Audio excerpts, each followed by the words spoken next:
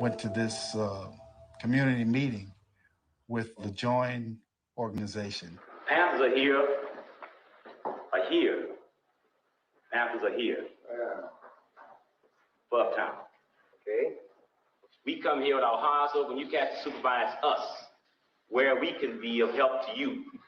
What do you want in your community? What do you want here?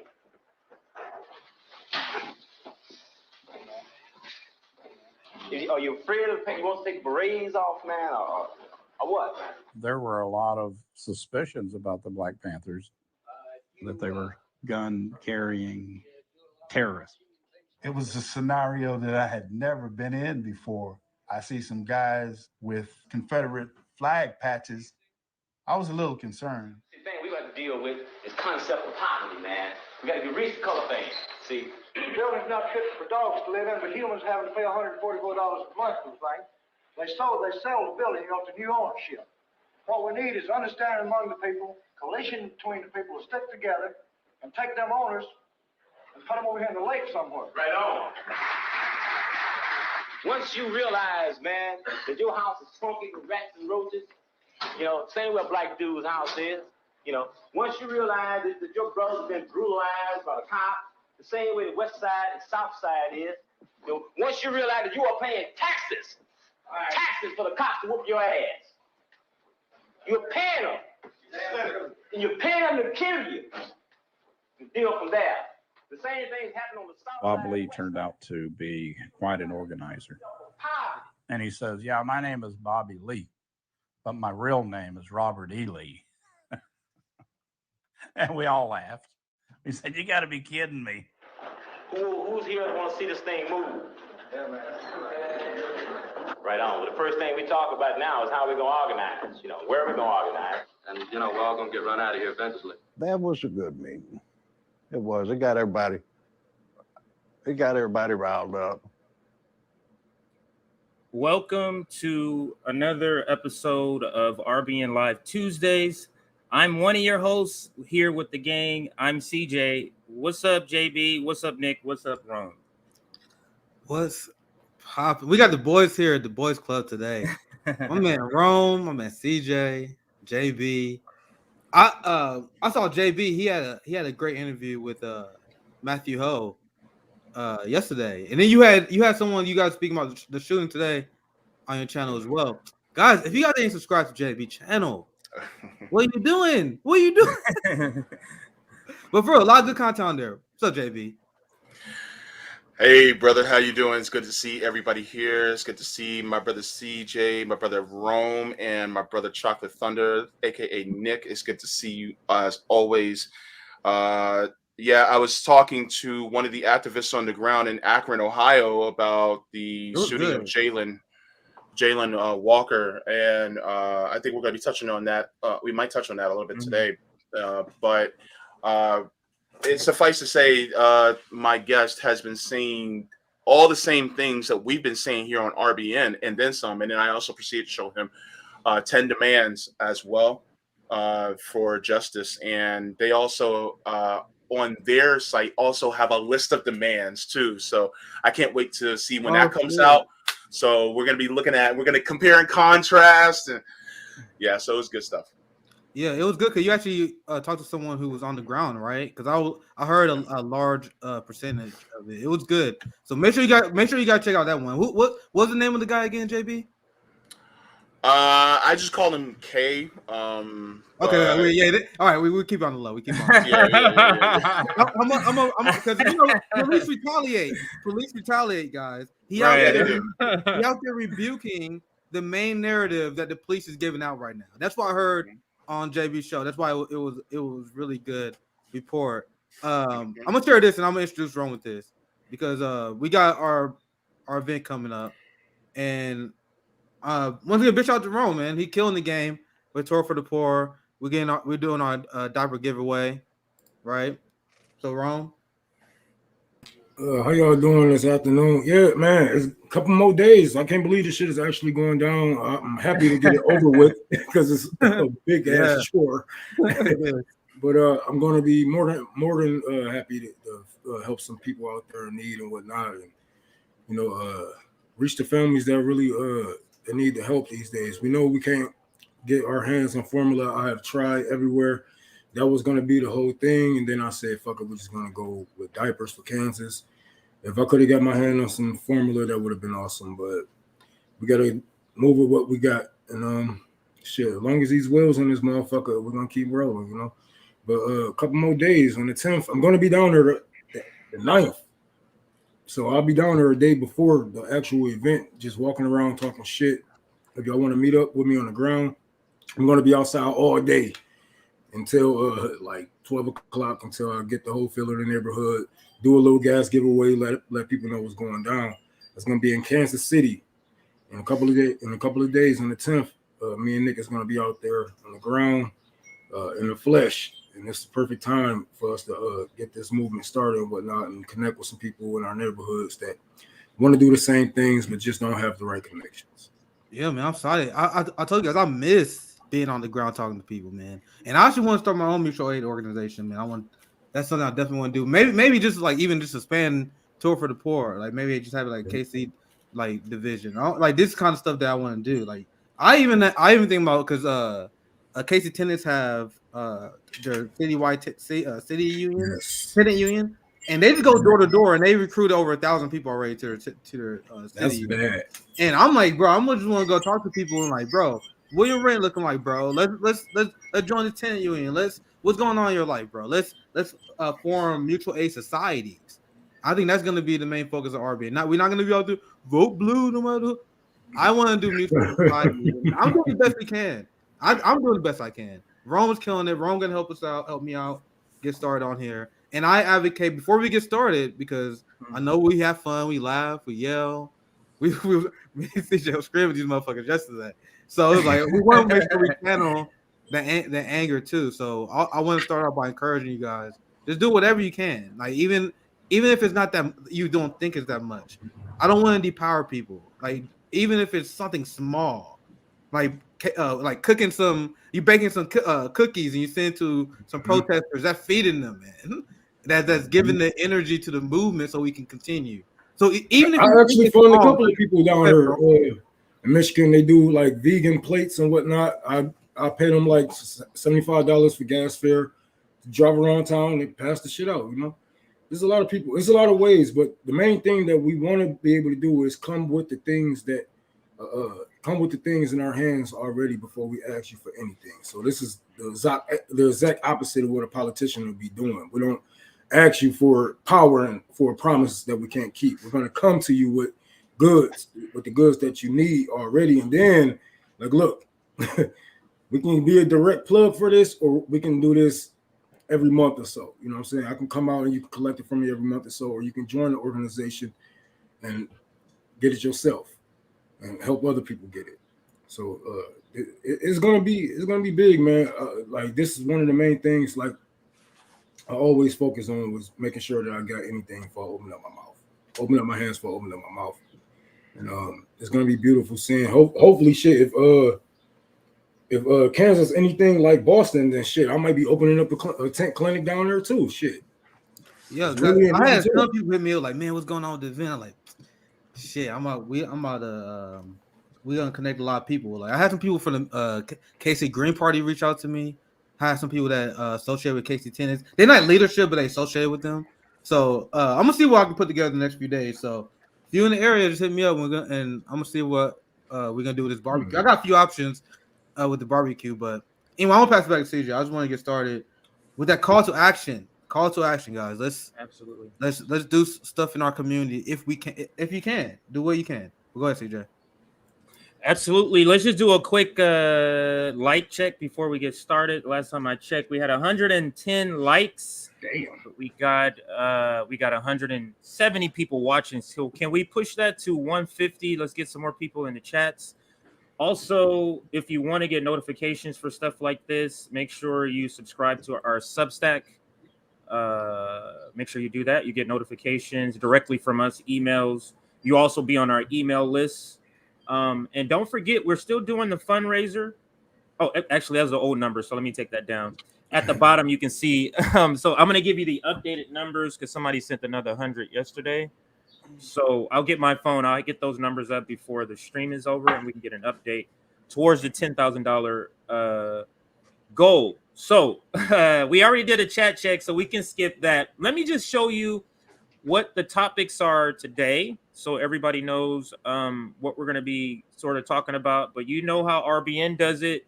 We can start with one thing and then end up somewhere completely different. So, but this is the target. This is the target. Trump DeSantis 2024, who can beat them? We can discuss that, like who from the Democratic Party could beat that sort of ticket. Also, we're hearing a lot from reformist leftists.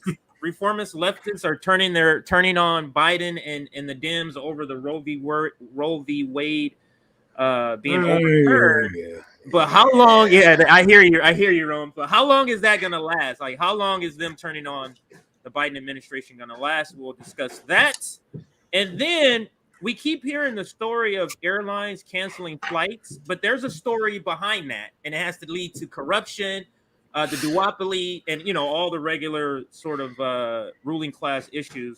We'll discuss that, and then we also, of course, will touch upon Jalen Walker and also this shooting here in comparison. Another mass shooting that the police department or the police didn't stop, and we'll also talk about how we compare what happened in that case to what happened to people like Jalen Walker, to people like, so on and so on. I want to keep naming names. So, what do you guys want to start with today? Any particular topic? We can start with the shooting if you want. Yeah, we can start with the shooting first. Let's start with, because that's obviously the big news, right? Right. And I've been reading, apparently, I know Combo Couch was reporting on this, and something that we brought up multiple times. Apparently, this guy was tracked and monitored, and the FBI knew who he was. So can we start there? The police knew who he was. The police knew. In fact, he actually is a. I highly doubt he's any good, but he's actually a rapper. Oh my God, that's so crazy. Yeah. And so the police know who he is, and he has an IMDb page. He's 22 years old, has a net worth of $100,000, and his family lives in a $425,000 home in the nice part of Illinois. So with that being said, he is, Bobby Crimo III. His dad ran for.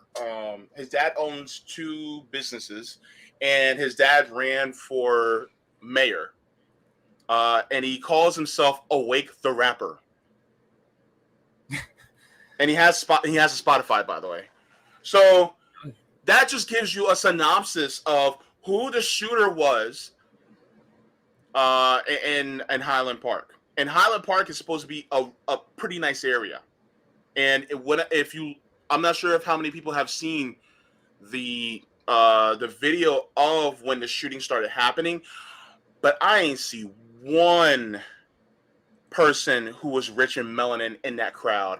They all were melanin deficient. Like, they look like that, basically. So that was a very nice, well-to-do area. Yeah, my barber is from the South Side of Chicago, so he's been telling me about Highland Park. That's a richer area. That's the area. It's funny. In good times, they refer to this area many times, but it's different, like white names, kind of like what you're saying. It's different sort of names to play on the fact that it's just. It says, how come they never have any racial problems in Highland Park? And then the joke is because they don't have any racials, meaning they don't have any blacks there. That was the joke in good times. I have like a photographic memory when it comes to TV lines. But they talk about that. But let's sort of set the foundation for the story. So let's play a couple of news clips And then we can kind of give our opinion, because we want to make the comparison. Always with these cases, Nick, Rome, and JB, I'm always coming from the perspective of analyzing the police. That's where I want to have my focus. But let's listen to this news report about the update about the shooting. Us further the investigation and aid investigators. One point I just want to clarify is Robert Crimo III. He's 21. He'll be 22 in September of this year, and he's a resident of Highwood. So throughout the past 24 hours, investigators have spoken with numerous witnesses, some of the survivors. They've had the opportunity to review numerous video clips, both from cell phone video recordings and fixed cameras in the area, and they've conducted a number of other follow-up investigations. And based on where we're at this point in the investigation, and some of this is still preliminary, so is subject to change as we keep moving forward, but we do believe Crimo pre-planned this attack for several weeks. He brought a high-powered rifle and then to what? this parade. He Do they believe or do they know? Via a fire escape ladder, and began opening fire on the innocent Independence Day celebration goers. The rifle excuse me, sir, you knew what? Like, you knew what, sir? Like, so no one gonna ask that follow-up? He like, well, apparently we've been tracking the social media posts, and apparently this guy been playing the shooting for a long time. Okay, then what? You was monitoring you monitoring our social media. we live in this spy state where we have no privacy, and it leads for what? This shit still happens. It still happens. They need more funding, Nick. They need more funding down there. We need more cameras. I'm gonna give the police the benefit of the doubt and say that they do call in some of these, neighborhood terrorists, right? But the CIA and the FBI be like, stand back. Yeah, I get what you're saying. So they want these shooters. Like the CIA really need these unlicensed shooters. You know what I'm saying? So they can do their dirty work of getting certain people off of the ground and certain people from protesting and whatnot. They love it. They love when these white supremacists go out and shoot up the fucking crowd. They need to piggyback off that. What if it's sort of like 9/11? You know it's coming, so you just don't do nothing, so that something tragic is going to happen, so that you can come in and clean up. You can come in and say, "Oh, look what 9/11. We knew what was going to happen, and we didn't stop it because we want to go ahead and do the Patriot Act." You get what I'm saying? Because we want to disarm the proletariat. We're just letting all these things happen when we know they're going to happen, so that we can come in and say gun reform. You get what I'm saying? Like, that's just a different perspective I want to throw out there. Yeah, they need to justify their wages. Exactly. Yeah, they need to justify their wages. Their response so far is not justifying how much, because this is a parade. There's police. Usually there's police at a parade because you have to close the street. So there should have been police already on there for crowd control. And I just don't understand what. And we're gonna continue the video clip. And me and CJ, we was watching video clips yesterday, and we talk about how we read this propaganda and we read public statements. I don't know, what goes through the American patriot liberal head when they hear this guy. He sounds like a third grader doing a report, he was stumbling through it, saying stuff that makes no sense, that cover up his incompetence. But anyway, you can keep go ahead, CJ. You had something to say, Room? I hear you breathing. You had something to say before I started? That was JBS. That wasn't me. Oh, I can't hear the screen. I mean, I can't see the screen. All right, so let me play the rest of this clip here. And the information we have thus far is that it appears to have been purchased legally by Crimo. During the attack, Crimo was dressed in women's clothing, and investigators do believe he did this to conceal his facial tattoos and his identity, and help him during the escape with the other people who were fleeing the chaos. So that's why you didn't stop it? During the attack, we believe that Crimo fired more than 70 rounds from this rifle into the crowd of innocent people. Following the attack, Crimo exited the roof. He dropped his rifle, and he blended in with the crowd, and he escaped. He walked to his mother's home, who lived in the area, and he blended right in with everybody else as they were running around, almost as he was an innocent spectator as well. He borrowed his mother's vehicle. We issued an alert yesterday afternoon. Chief Jogman provided the vehicle information and Crimo's information. We're very thankful that an alert member of the community saw Cremo's vehicle traveling southbound on Route 41, dialed 911. An alert North Chicago police officer spotted the vehicle, waited for additional backup units. So the community did your job for you. Yes. It seemed like that's what he's saying to me. He like, yeah, we didn't find him. Shit, he blended in. He was like a ninja, bro. Like he was gone. He was like one thing he was there, and he wasn't there anymore. But then thankfully, a member of the community called us, almost like what we say, CJ.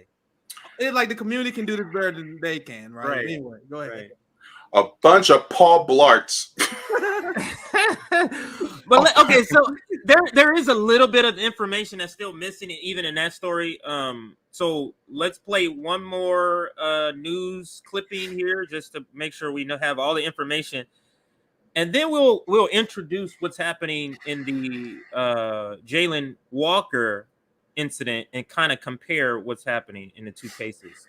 A person of interest is in custody after an hours-long manhunt ended just a few miles from the scene of yesterday's mass shooting at a 4th of July parade in Highland Park, Illinois.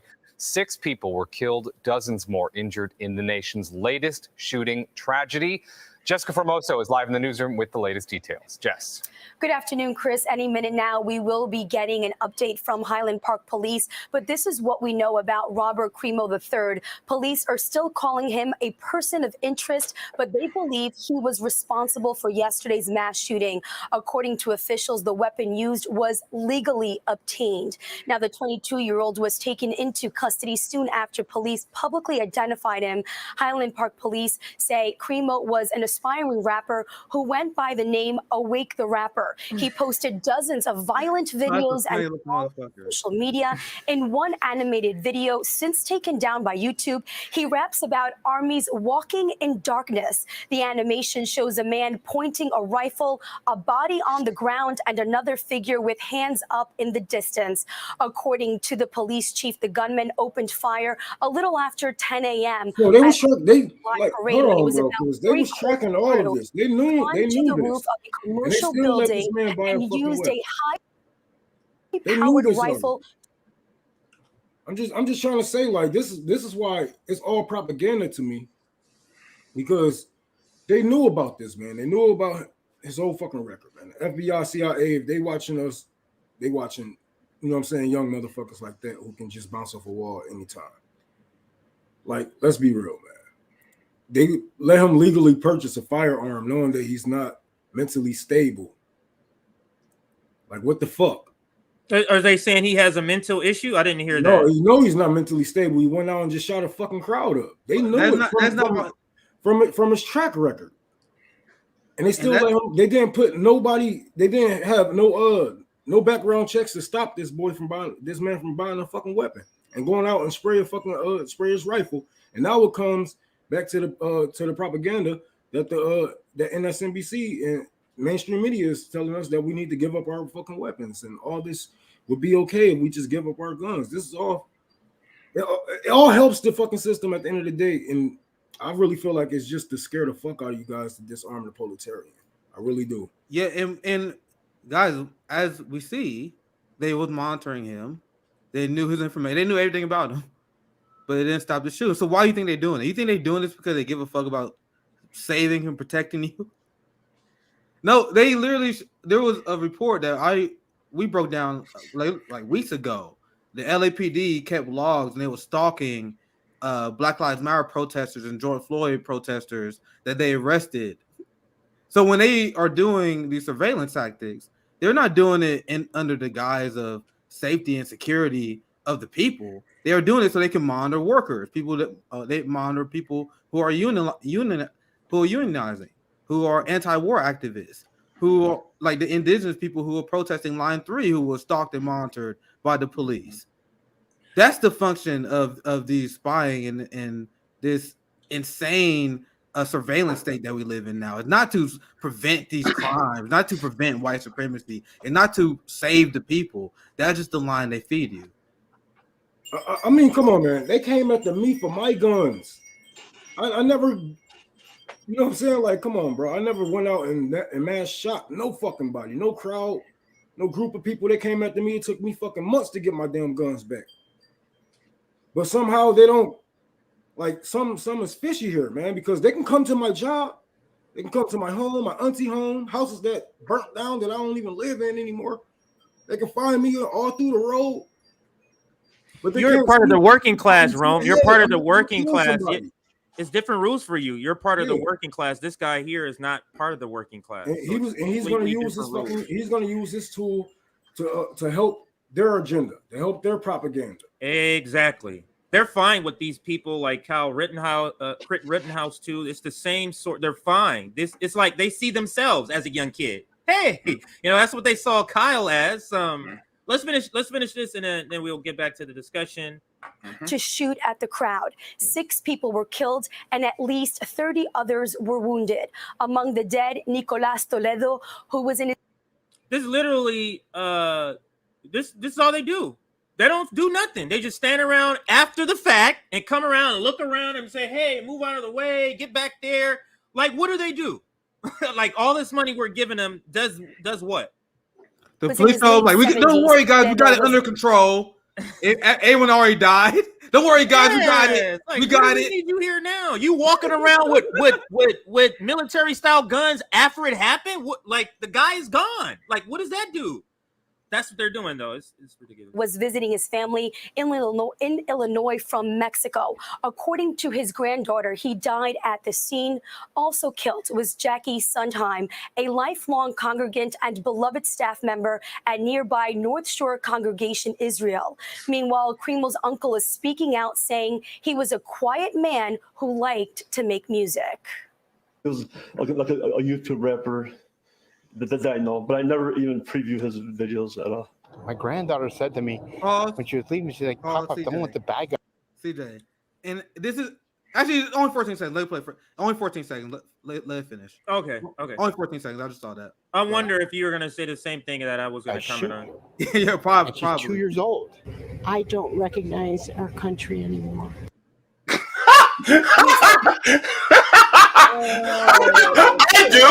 I do. It's so funny that all of us had a reaction to that one last line. I thought I was going to be the only one. It's so funny that we all had a reaction to that one last line. Like, what the fuck? This is exactly what it is. What you talking about?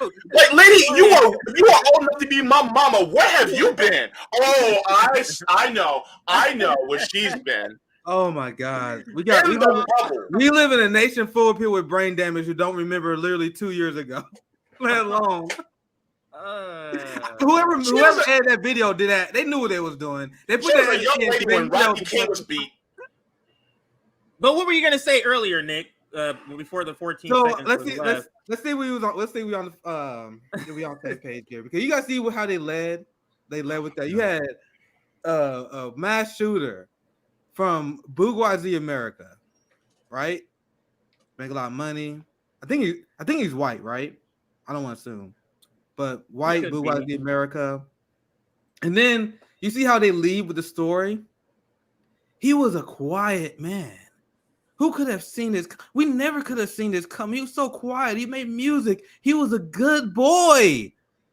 Guys, whenever you see a black suspect, whenever you see a black person who not even a suspect, who was killed by the police, do they say Jalen Walker, man, he was a quiet man, nice, well-tempered, family man? No, whenever we are killed by the police, they're like, he had a history of violence. I mean, he actually had a weed charge on his record before. Hey, look at this picture on Facebook. He was no angel. He was no angel. He was man. In 2002, he had a parking ticket. You know that? So hey, you never know, man. I think the cops might have been right in shooting him.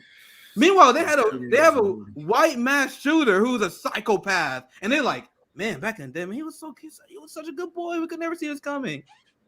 Do you guys see the difference in how they coverage this? How they coverage this stuff? Is this do you guys really think this is a coincidence? Kind of stuff that we don't. This kind of stuff that me, CJ, JB, and Rome, I can't help but know this. But go ahead. Let me. So I have one of the videos that he put out. He said he's a rapper, right? So I'm gonna show you. Oh gosh. Oh god. I didn't show this on my channel, but I know exactly what you're talking about.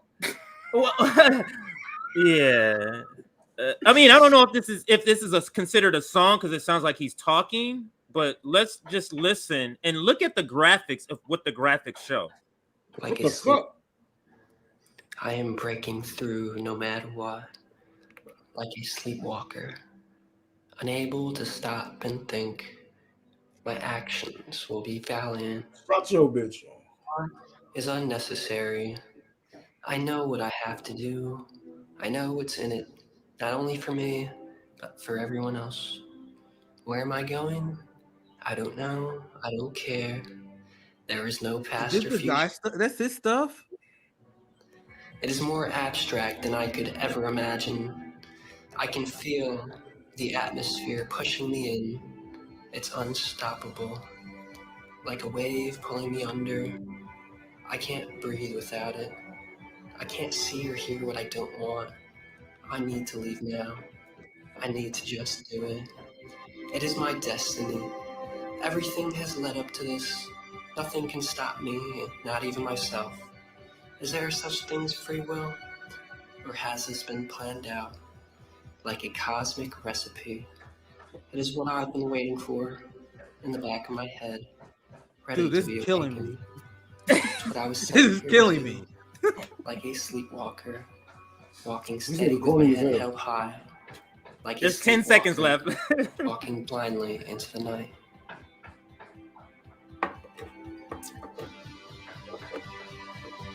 I hope he wasn't straight because he wasn't getting no pussy with that attitude. No wonder his ass went out. What are your thoughts on that? Like, I don't even know what that is. I don't even know. But if I saw it, I would say this person, something is up with this person here. Like, that's what I would say if I saw that. But any reaction from anybody about the actual video, that last video? Yeah, and that shit, as an artist, that nigga is garbage, and as a person, he's even more trash.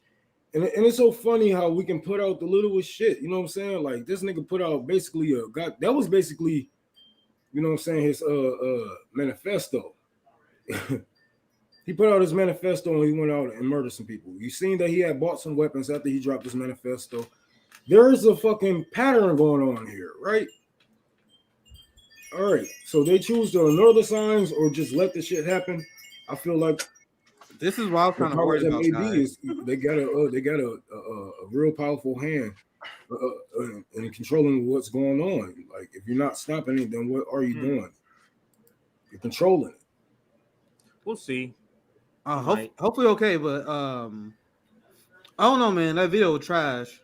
But I see everyone posting it and shit, and that's not gonna help because now, like, that's why people do this shit so people will listen to their garbage ass shit. So, hey, nobody's trying to pay attention to that discount Smeagol. Okay, who gives a shit about him?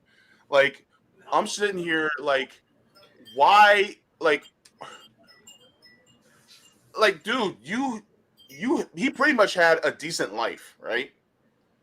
But apparently he decided that, you know, he wanted to shoot people up. I mean, I'm seeing people in the chat saying that this was the same neighborhood that Michael Jordan was from.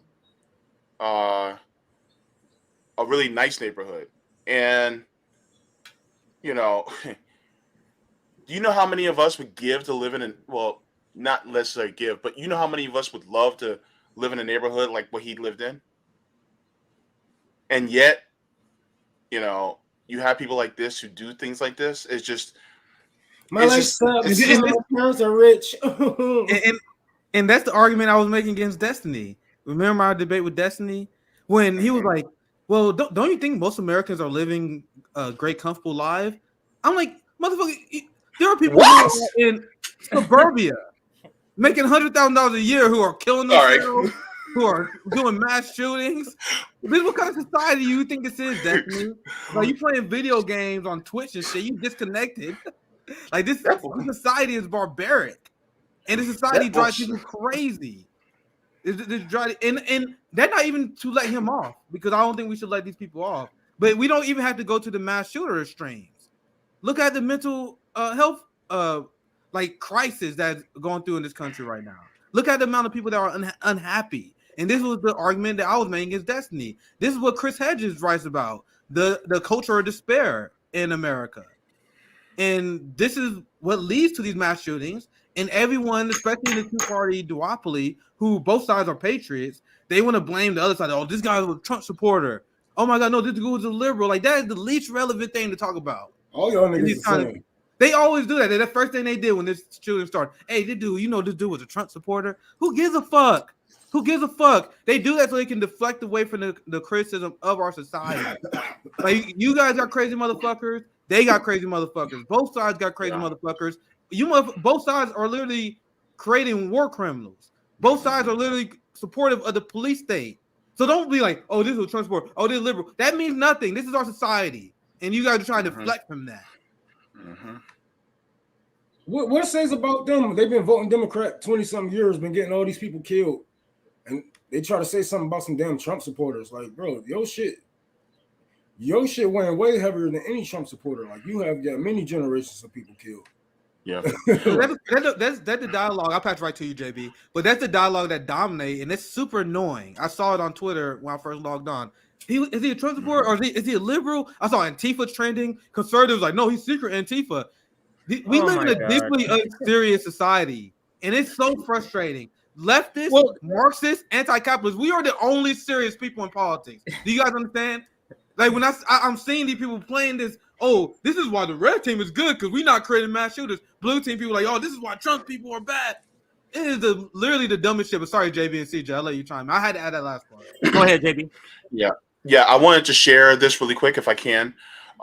This is some of the artwork that he has made recently, just to show you guys what this person was, you know, their mental state. This is of course, as you can see, a picture of, I guess, him being gunned down by police, even though he's strapped to the 9. There's another picture that he created of him, you know, with an assault rifle. This is the same guy. And yet he was taken, you know, peacefully.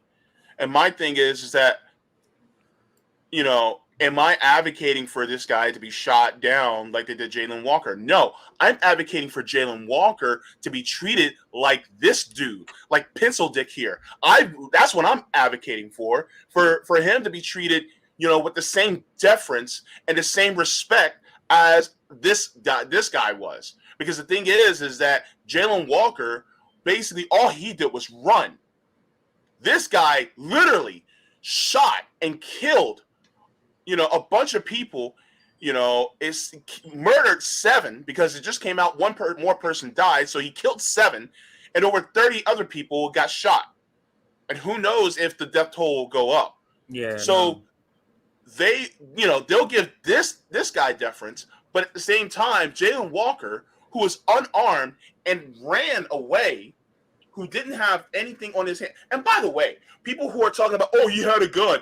Number one, as we know from Uvalde shooting, we do not trust what police say at their word. Because guess what? They lie. They lie every single time. They lie with Uvalde police. They lie on their police reports time and time again. Just listen to black people. We tell you that they lie, and people don't want to believe us. And then, you know, the local media will be like, well, police said. I don't care what police said, because guess what? They lied too. And then they'll lie to you to get you into whatever. But anyways, so they lied. So what makes you think they didn't lie about Jayland Walker? Because they probably lied about that too. And so they're going to, you know, so I see people talking about, oh, well, he was shooting a gun at them. I was like, I look at these people like, y'all are such hypocrites. Like, if everybody who had a gun and fired a gun or had shootouts with the police, then a lot of these white shooters would be dead today. Mm-hmm. Why aren't you guys speaking about that? You know, you want to pick cherry pick on some little shit. Like, they say he was the people who are making excuses, just be clear. Those are the people that will be on the other side of the revolution. Understand that. The people who are saying this stuff, making excuses for the police state, they will be on the other side of the revolution. But let me analyze what JB is saying here, and I'm going to bring what Nick too, because let's analyze the language behind the two cases. What did I point out yesterday? The word fleeing. You have a person who was being stopped by a traffic stop. They use terms like he's fleeing. You have this person who has murdered people. He's a person of interest. Do you see the difference? But CJ, it's already making him as he's just a troubled white person. He's just troubled and making Jalen to be out this criminal by using the word fleeing. Just think about that, JB. The same thing I asked Nick yesterday. When do you use the word fleeing? You don't say I'm fleeing to work. I'm fleeing to my girl's house. You use the word fleeing when connected to a crime. So why are they saying he's fleeing? It's because it's to criminalize him to make it okay. And it is already working because all of y'all are saying he had a gun. People are saying that it's working exactly how they want it to work. Go ahead. You know how I wrote that? I'll pass it right to you, JB, but you know how I wrote that article. They said the police shot this man after he fled the scene. I would have said the police executed this guy at a simple traffic stop. You got to see how that relay a different theme, the accurate theme. And you wonder why people are running because police kill 3 people a day. There's a good chance that they might tase or shoot you. It's not unreasonable to have a fear response. How in a rational, civilized society is that okay to kill and execute? I was told growing up that evil authoritarian countries do that. They just execute people for simply disobeying a rule, an order. That's it. No trial, no jury.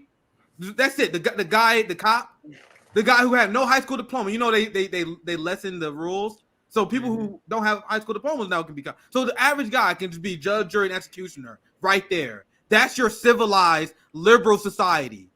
Are we serious? Yeah. And here's the crazy part. Bobby Crimo was literally leading a police chase.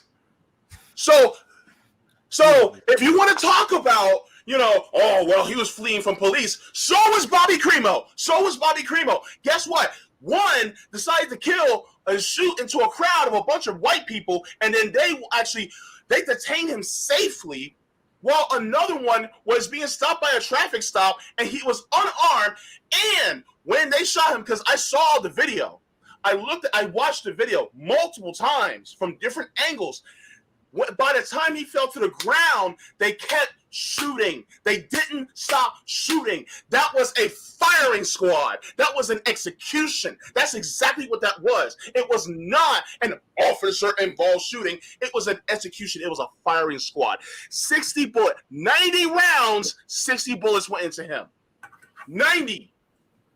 And so when people want to talk about, I'm sorry, but when people want to talk about, oh, well, what he had it coming or he wasn't complying, what?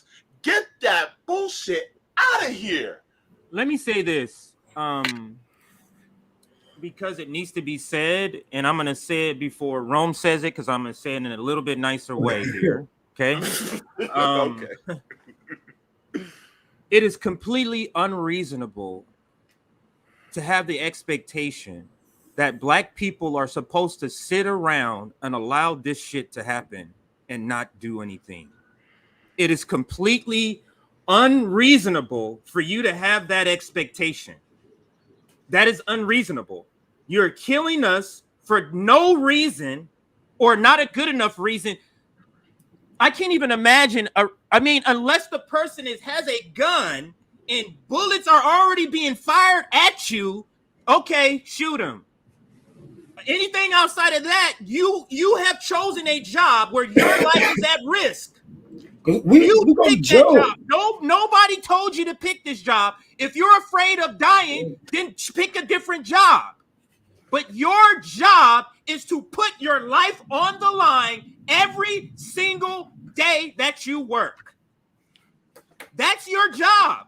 So if you're fearful of that, you should not be doing this job. But let me say this again. It is completely unreasonable for you to think Black people are going to sit around and let you murder us over and over and something's not going to happen. And I'm stopping short of what I want to say. because this is YouTube. And I don't know if y'all know, FBI has been watching us for a while. They're watching this stream. They're watching us. Okay? So, I'm stopping short, but you know where I'm going. Because let me tell you something. If this were to happen to any relative of mine, you would have a different person at a press conference, a family member that's not here to talk about let's help the police. That's not what I'm going to be saying. I'm going to be saying black people get armed illegally or legally. It doesn't matter. Get a gun today.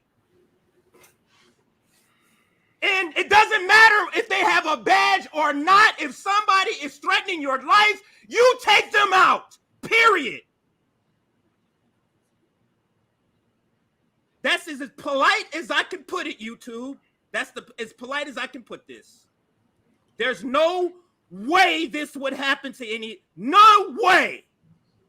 Somebody's dying if this shit happens to my family. Somebody. You understand that shit? It's completely unreasonable. Meanwhile, you have liberals. A lot of these fucking hypocritical motherfuckers who would say violence is never the answer. Meanwhile, they support the police. These liberals, they want to disarm the proletariat because they want to stop gun violence. Meanwhile, they support institutions that just put 60 bullets in the motherfucker. So, do you guys see how the liberal hypocrisy? We are done with that, RBN. They said we against gun violence, but we want to fund the organizations that put in 60 bullets into people. We against gun violence, but we send billions of weapons to Ukraine. Do you see the hypocrisy? And you guys wonder why there are mass shootings? We got a fucking insane U.S. empire that is bombing and killing black people, and they're like, man, what's going on in our society that's caused us? Yeah. We are a fucking sick society. Rome, JB? Man, CJ basically took my damn job for a day. I had to. I knew if we went to Rome, that nigga was gonna say some shit. And I'm like, let me go ahead and say this before Rome say this shit. He ain't not gonna say it the way. And I probably said too much, but I know he was not gonna have no freaking filter on that shit. So I was like, let me say this shit. Hold back because it pisses me off if somebody came in my house and threaten my children, and they turn their back, and I shoot them in the back of the head, shoot them in the back. I'll go to prison, right? But these people get immunity for shooting us in our own neighborhoods, in front of our own children. In our bed. Fred Hampton. Who went to prison for that? Right? All right then. So this like I said yesterday, it ain't gonna get better unless we make it better. Can I start policing your own neighborhoods and let these people know that, like I said before on one stream, it was about a year ago.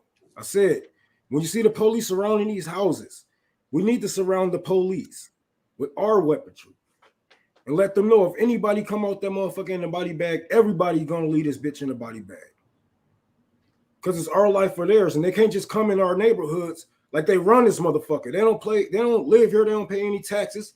If they lived there, they would have been got theirs. They would have been got theirs. So they got to live far away. They come back, they terrorize our neighborhood, they terrorize our mothers, our cousins, and they go back to the suburban areas that we pay taxes for in the city. So fuck them. Oh, sorry, Ron. I didn't know you. You know, you go ahead. I'm done, man. I'm gonna get JB here, but can I share something that kind of is similar to this shooting story? Because I want to show you guys the response of the people who do not have the anger that CJ has. Yeah. And you see this every time there's a police shooting, every time there's a mass shooting, the message from the liberal crowd literally made me want to rip my fucking eyes out. So imagine being a victim of a mass shooting, and then your first response is to tell someone to vote after that. Imagine, and I saw the same thing after the Jalen shooting. We got to vote. Every time there's a tragedy, George Floyd, we got to vote. This is crazy. This is crazy. So this person was a part of the mass shooting, a victim of the mass shooting. They say, I can't believe I was in the middle of a mass shooting. I felt safe at this parade for 18 years until I got hit with a bullet. Nothing will change in America. This is ridiculous. Look at the reaction. And this was the main character of the day. You don't want to be the main character on Twitter. This was the main character. But look how many likes she got still. Oh my God. 3,600 likes. She is getting dragged. She's getting dragged. But that's a lot of fucking likes. Wait, what did she say? I can't see that. Here's the thing. Let me read. I am sorry this happened to you and everyone else there. It's awful, and these shootings just keep coming at us. Please register to vote if you haven't already. And tell your friends too. Your generation is our last hope. Vote blue. Imagine telling that to a fucking person who's a victim of a mass shooting at that time. That's an unhinged cult. So vote for the people who did nothing to stop this from happening. Vote for the people who took the COVID relief money, use that money to fund the police more, and the police didn't do anything to stop the mass shooting. But vote blue, Steve. What are you guys reacting to that? Oh my God. It's terrible. And like I said, man, it's just completely unreasonable that they don't care about your life. If that tells you that they don't care about your life. They don't care. If you say, this is what's happening to me, and they go vote. Do you understand that vote means that whatever you're telling me to vote for is not going to fix my current problem? Do you get that? Like, okay, let's say you're saying go vote for the Supreme Court. So we vote in the midterms. Y'all keep it. What's going to happen about Roe v. Wade? Literally, what's going to happen, guys? Nothing. Nothing's going to happen, but you're giving me an answer. You're giving me an answer to say in response to my question as if that's the answer, and it's not. You're not going to do anything. And this is why RBN preaches this. Like, and this is why I said this on Brianna Joy Gray's show. Like, it's staring us right in the face what needs to happen here.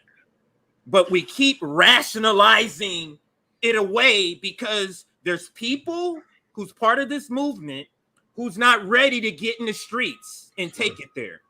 That is literally it, because there's third parties love you and I'm voting for you.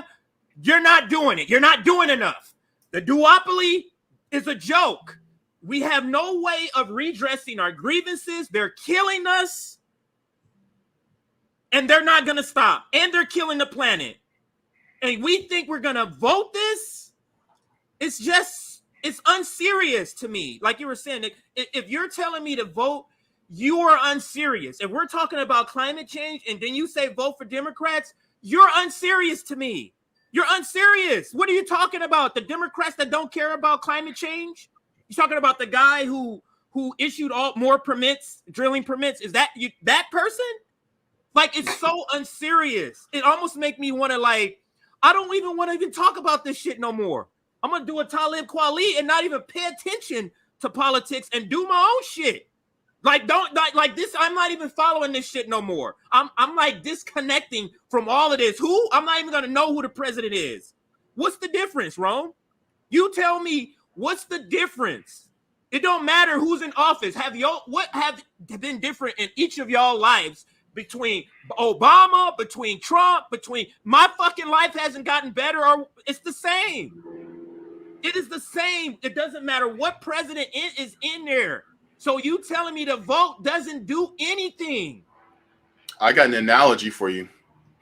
Telling someone like that to just telling someone like that to vote, it's like you saying, "Oh my God, my kitchen's on fire." Then that person goes, "Hey, quick, go put in an application at another apartment and see if you get it." But my kitchen's on fire.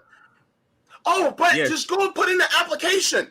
Could you probably get a fire extinguisher to help me put the fire out first? Are you crazy? They don't have any real fucking. They don't have any real answers for these problems. They end way over their head, and they cannot deliver. God. They cannot deliver what the proletarian need because they know what it takes is dismantling this white supremacy and this whole system. You know, if we really want to help the people, we're gonna have to get back into socialism. We're gonna have to tap back into socialism, taking care of the people, having real socialist safety nets for people to fall on, and like ending homelessness, and real mental health. So it won't be so many mass shooters or dumbass people on the internet telling you to vote. Because I believe that these people need mental health also. But yeah, if you're telling me that, you obviously have a problem. I hear you. Yeah, definitely. Just to piggyback off what JB was just saying, the analogy you have, this is a perfect video for that, where you were saying it's a fire going and you're telling me to put in an application. Now, Mehdi Hassan has his issues. I've been in with him on Twitter, but sometimes he does say some good things. But let's just listen to this exchange. I don't even need to set it up. Just listen to this exchange.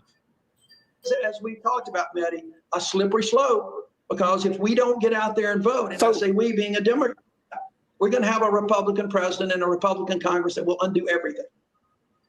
Here's my issue, Doug Jones, where you say pie in the sky. And I accept it's not an easy lift to, it hasn't been done for several decades, but it has changed size many times before the Supreme Court. In fact, the Republicans brought it down to 8 for an entire year in 2016. I understand it's not easy and it's an ambitious goal. But if you're saying it can't be done, then what you're saying then is the Supreme Court can shoot down abortion rights, shoot down gun rights, shoot down voting rights, allow Republican gerrymandering, allow independent state legislature theory, which they plan to do later this year, shoot down the separation of church and state, and Democrats can do nothing. You're saying there's nothing we can do as that rogue court basically overturns precedent, overturns laws. No. What do you think he's going to say Democrats can do?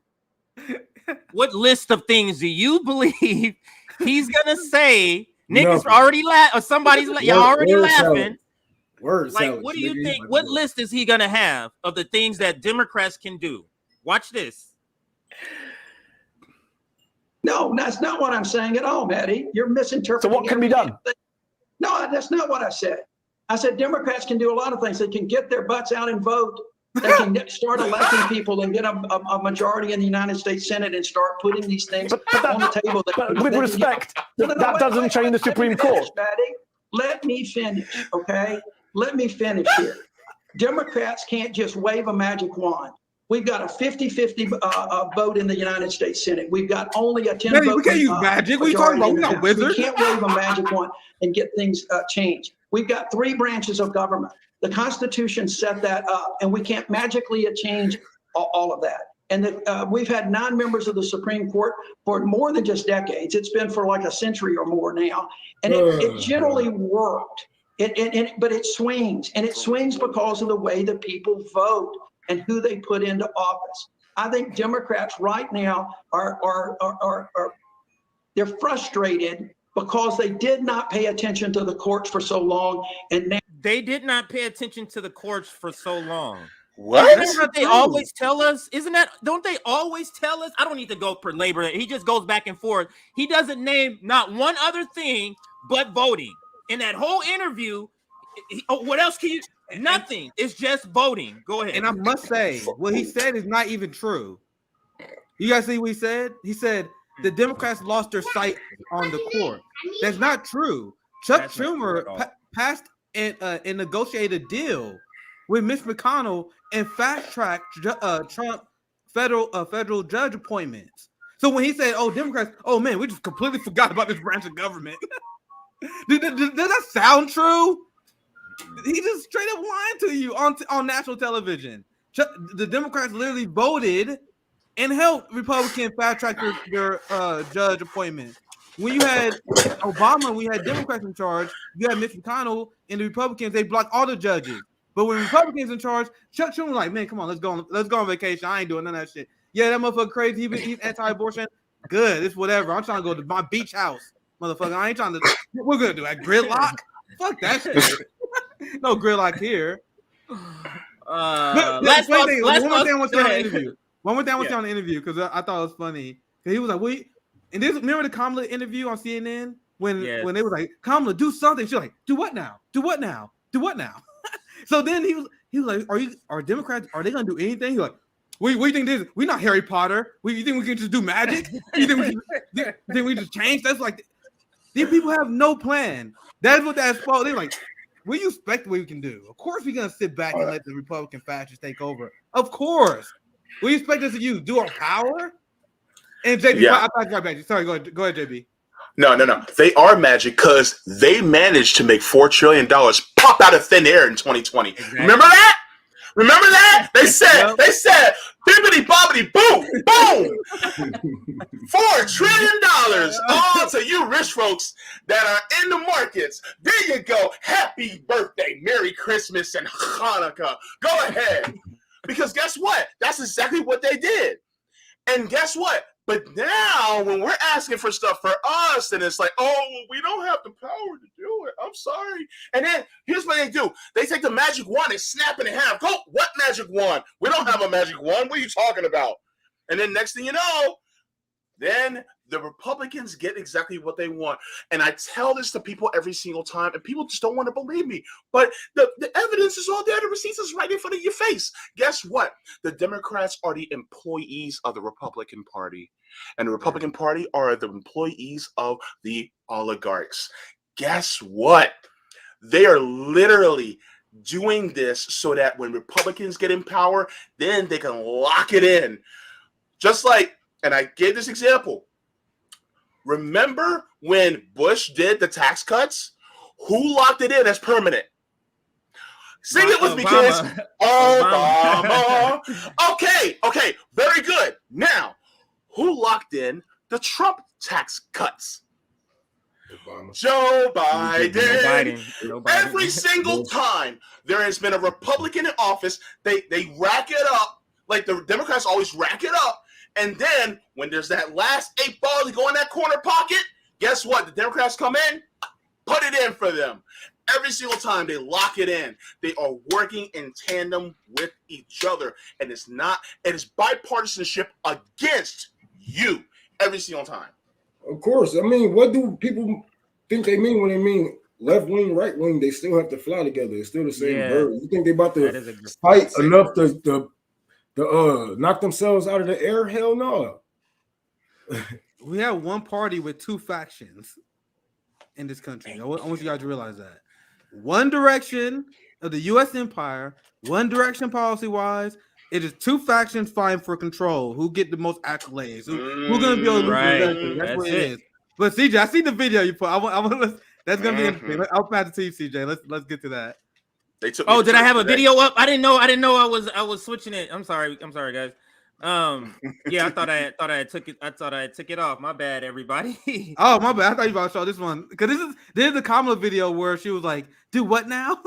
Do what now?" Well, actually, it's part of that. But we're on. We're just want to make sure anybody had any last comments on this segment before we move to the next topic, which is Reformists are turning their backs on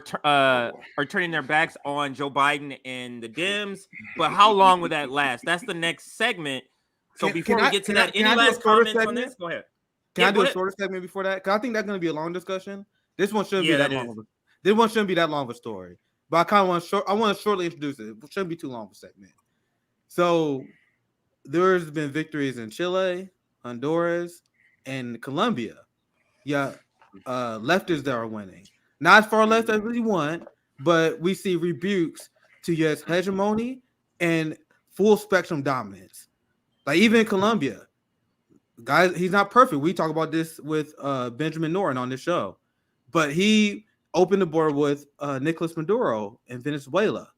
U.S. hegemony has been taking giant blows, especially ever since their blunder with the Ukraine proxy war that the majority of the world had rejected. When they say the Western society is united against Putin, that is not true. When you look at China, India, when you look at Brazil, when you look at South America, when you look at only 4 out of 55 African countries attend Zelensky. That's literally over. That's you talking about more than like 60. You talking about 60% of the global population has rejected U.S. hegemony. And capitalists, despite the propaganda you see on CNN and MSNBC, they know this. They know this. I want to share this article with you, and I just want you guys to react to it, and it will lead to discussion. That's why this story shouldn't take too long. So look at this, because I want to show you guys what these imperialists, what these capitalists, what these U.S. hegemon pushers are thinking. Look at this article. Colombia goes the way of Venezuela. As socialism, and remember CJ when I said they admit shit, we watched that old video where we talk about how colonizers, they just know, they know the evils that they do, and then they just go on TV, they go in our education system, they just lie. And this article explains what we've been saying on our show. Remember when I talked to you guys about how we got reframed the Cold War? The Cold War was not a cold, it wasn't like a war. That implies that there's like two sides battling. Like you had capitalists and you had communists, and you had the communists launching attacks on that wasn't happening. You had socialists who decided, using their own agency and sovereignty, to reject capitalism and go the way of socialism. They wanted to make deals with the USSR.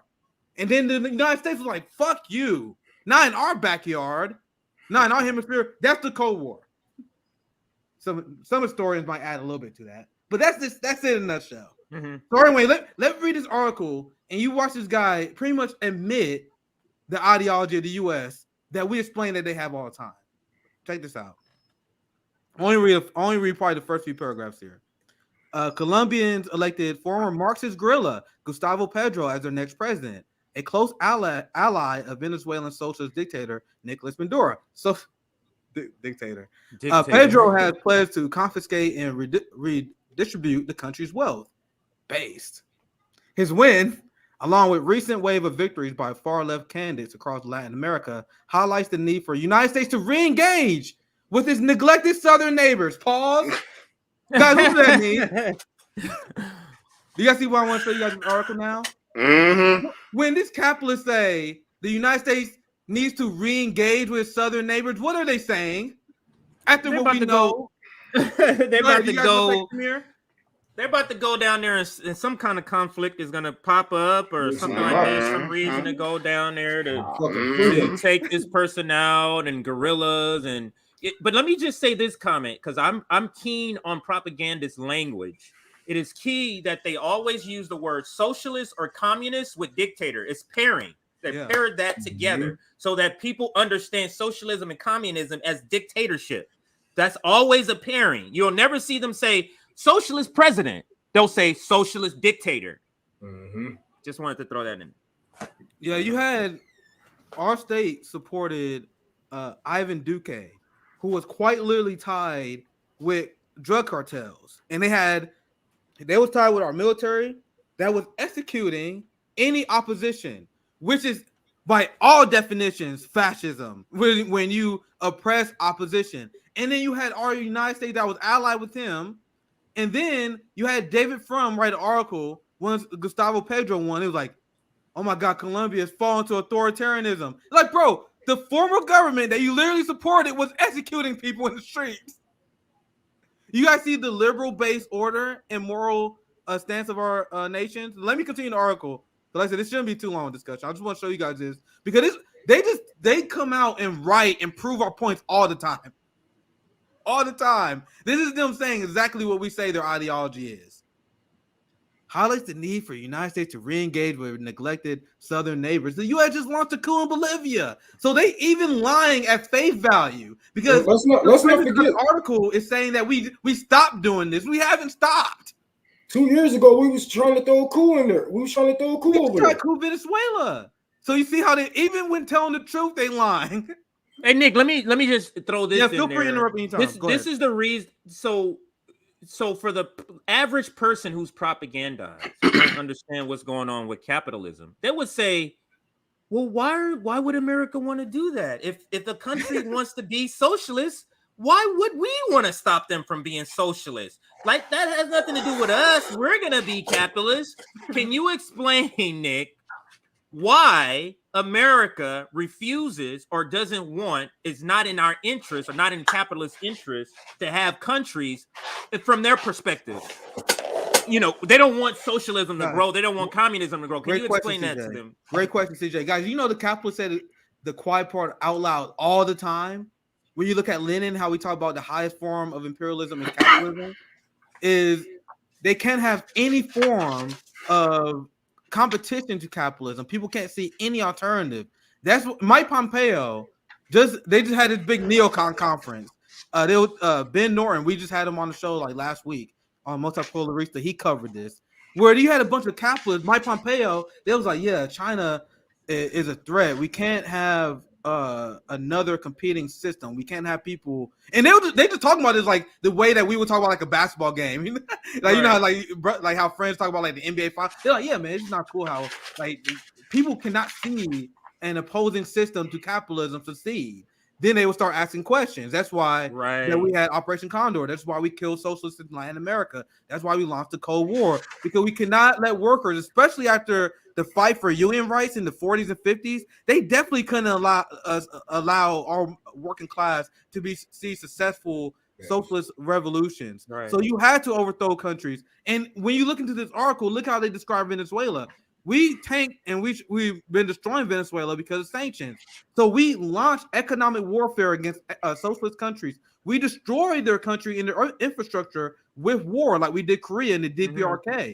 And then we're like, oh my God, socialism doesn't work. Look at socialism, yeah. Look at how it doesn't work. Vietnam in their infrastructure, and now they turn to a socialist country. You got fucking ordinary working people that got land there. They ordinary people that have land. We had Luna Oil on this show, and she explained this before. She literally got a land grant for her government. They taking care of the working class, right? But their country was already destroyed by the United States. So the United States will go after countries, destroy it, and they're like, oh my God, socialism doesn't work. But JB, do you want to chime in before I go to the next article? I think that answered the question, right? But JB, go ahead. Yes. Oh, you know I do. So, reading is fundamental, people. Okay, so yeah, JB, you've been reading Michael Parenti on your channel, man. I know, and every single time you post something, next thing you know, it just pops up right in my face. Isn't that beautiful? Isn't that beautiful? If you guys want to read Michael Parenti, subscribe to JB channel, man. He all here reading him. Go ahead. I'm gonna read these two paragraphs. I'm gonna make it real quick, but you're gonna see the point. You're gonna be like, oh shit, right? Okay, so Parenti says this. So what then motivates U.S. policy, and how can we think it's not confused and contradictory? The answer is that Marxists and other leftist or revolutionary states do pose a real threat, not to the United States as a national entity and not to the American people as much, but to the corporate and financial interests of our country, to Exxon and Mobil, Chase Manhattan and First National, Ford and General Motors, Anaconda and U.S. Steel, and to capitalism as the world system. The problem is not that revolutionaries accumulate power, but that they use power to pursue substantive policies that are unacceptable to U.S. ruling circles. What bothers the political leaders and generals, investment bankers, and corporate heads is not the supposed lack of political democracy in these countries, but their attempts to construct economic democracy to depart from the impoverishing rigors of the international free market, to use capital and labor in a way that is inimical to the interests of multinational corporatism. Basically meaning that they don't want you to see the example of people actually benefiting from a Marxist or socialist revolutionary system. So therefore they say, okay, we don't want them to see that, so we got to destroy it before they get an idea of how to do it to us. Why do you think? Because if we see communism here and we see workers over there, they're working 3 days and they own them. What the fuck? We're gonna start saying here. We're gonna start saying, we want that. That's the reason why they have to stop it, because we're going to be saying we want that. Go ahead, Nick. Yeah, so thanks for the $15, Saul. I'm going to read the super chat real quick, and then I'll finish. Like I said, I'm not going to read the whole article. I only want to read the first few paragraphs. And I think it's important because I want you guys to see how the enemy thinks. And you guys see why we got the political analysis that we have. They come out and say this shit all the time. So it's literally it blows my mind that when I repeat what they say, the people are like, "Oh my God, Nick, you're a conspiracy theorist." These guys literally just say the United States need to re-engage in South America to do the shit that I've been telling you that the United States has done. Interfere in other countries, violently overthrow their government, their democratically elected socialist governments. And then these same liberals who support that, they were like, "Oh my God, January 6th. January 6th." Like, January 6th ain't shit compared to what the United States have endorsed in other countries. Compared to what we need to do in this motherfucking country. One more quick chat I thought that just came in. Let me read. Damn, our chat's coming down fast today. Thank you for the $10.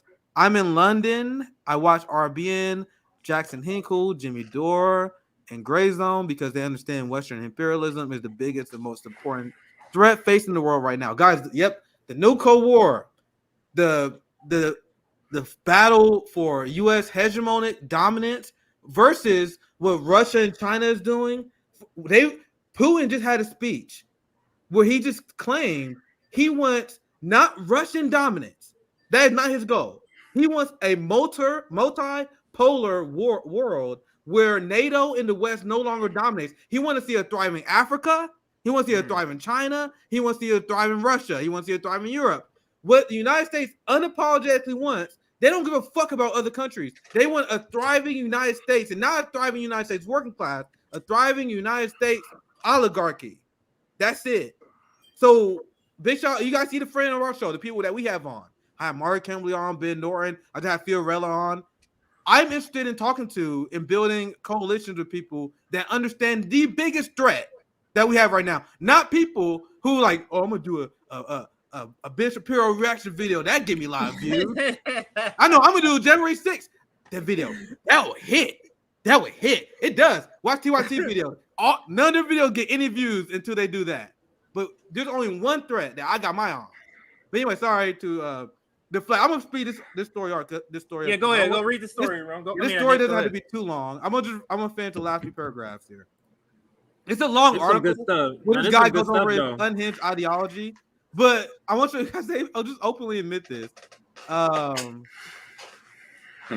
In the same time, Venezuela has fell under a socialist regime. Oh, yeah, sorry, I skipped this one. He explains how Colombia is like this failed state. Why do you think Colombia is a failed state, sir? At the turn of the century, Colombia was dangerous and poor countries with guerrillas and gangs killed tens of thousands of people every year. The United States backed the regime that was complicit with that, sir. Sure, healthcare killed more people than that. So then he's like, let's pin that. The regime that we backed Ivan Duque, we backed the horrific fascist regime in Colombia. He's like, this is what's because of socialism. That's what he just said right here. And then he went to Venezuela, where he was like, in the same time span, neighboring Venezuela fell. You see the language, CJ? Everything matters. Venezuela fell under socialism. Not Venezuela elected socialists. They decided to go. Venezuela fell to socialism. You see the language? That's why I have fun. I have fun reading this shit because I can see this shit that they do. I keep on falling. I'm loving you picking up on that though, because that is key. They fail. How? What do you mean fail? Like you succumb? Like the people didn't want it, right? And it just happened. If Juan Guaido was the actual president of Venezuela, then you would say Venezuela fell. Venezuela fell to U.S. capitalist influence. Nicolas Maduro was a democratically elected government. Are we clear? You had election observers, despite U.S. propaganda, that say it was 100% a fair election. But it does not matter. It doesn't matter. If they don't like it, they just say it's not fair. Anyway, you see what they did here? Had transformed the country to one of the richest in Latin America to one of the poorest. We literally put sanctions on Venezuela that has starved their people. We waged economic war on the country. Then, see, this is the reason why socialism is failed. You guys see why capitalism and imperialism is inevitably linked. You can't be against one while halfway cheerleading for another. Call Bernie Sanders AOC. See that? You got to be against both of them. I cut it off here because I think you guys see the ideology and they just openly admit. Actually, hold on. This is the last part I do want to read. Because look at his ideology. Last paragraph. This is the ideology of capitalists here. The agenda of Colombia's new president put the country at risk of losing all it gained over the past 2 decades. President-elect Pedro proposes the same policies and uses the same rhetoric as Chavez. He promises to nationalize the healthcare system. Nice. He wants to make college education free. Do that thing. He wants to create a government bank that issue loans that holds people's savings. Ooh. What? He wants to confiscate and redistribute land. He wants Hell to yeah. get back. Hell yeah. Y'all see what they see is bad? I'm in church right now. I'm like ready to say amen. Amen, brother. Go ahead and do that thing. But anyway, I'll wrap it up there. But I told you, I read media from the opposition, because if you know how to spot propaganda and you know their point of view, it can actually be educational. Like, damn, these neocons are going full-fledged Cold War. They are full-fledged pushing Cold War. That's why I did my stream taking down Tucker Carlson this Saturday. A lot of people talk about Tucker Carlson, but they don't read or watch none of his shit. Whenever I see people say Tucker Carlson anti-war, I was like, bro, you must not read none of his shit. I literally went on stream and I just read the shit he wrote. And that literally was enough to make my argument. Read what these guys say. Read what these neocons imperialists say. And that's all it takes. Well, people think think people think Tucker Carlson is some sort of populist because he has people on he has the Glenn Greenwald, he has the Jimmy Dores. He just has guests who say these things, so you assume the audience is assuming he's agreed. No, he's bringing them on to help his propaganda game of being a populist. He doesn't believe none of that stuff. But let's move to one of the main topics today, and that is liberals, or they call themselves leftists. So let's just call them reformists, leftists. Reformists have turned on the Biden administration and Democrats as a whole. And I'm going to show you just a couple of videos, not full videos, to kind of drive home the point. And I'm curious to know what all of you think, how long this is going to last. This first one is the Humanist Report. So Mike over at the Humanist Report. God. So let's listen to Mike.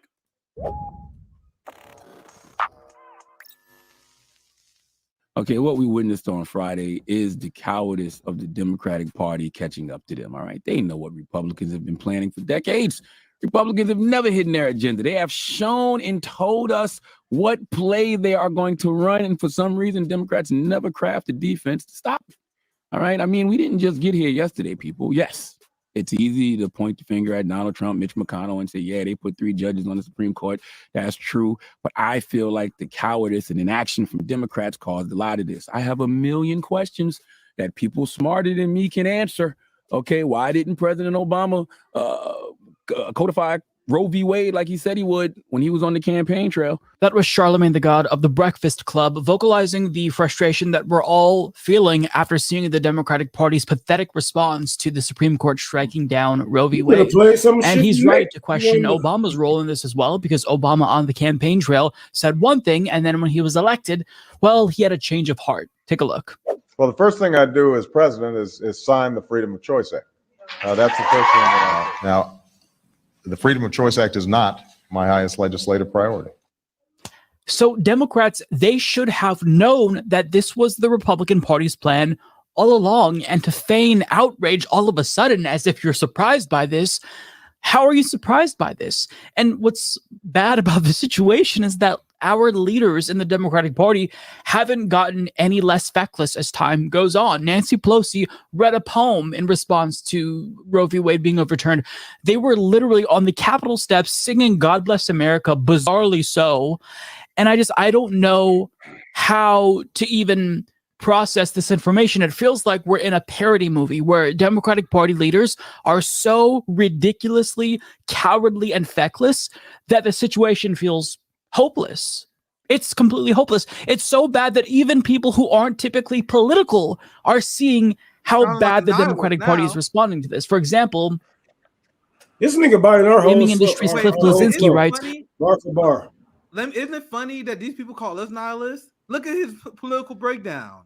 Every stream, we're like, guys, we need to organize. We need mutual aid. We doing tour report. Rome about come here. We gotta do something to help our community. We are all about empowering yourself. Look at what Mike Figueredo was saying. Oh my God, it's helpless. The Democrats won't save us. It's helpless. Oh my God. Meanwhile, these people was like RB and Jimmy Dore. They're the nihilists. Once again, who are the real nihilists? It's these people. Yes. Yes. So do you mind rewinding like 15 seconds? Yes, absolutely. What he said again. Look at this nihilism you hear. Do you guys really hear us?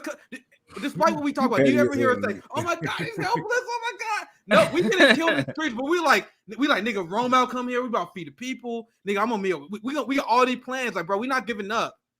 Even with despite look at this whiny ass shit. Play the video. They were literally on the Capitol steps singing God Bless America, bizarrely so.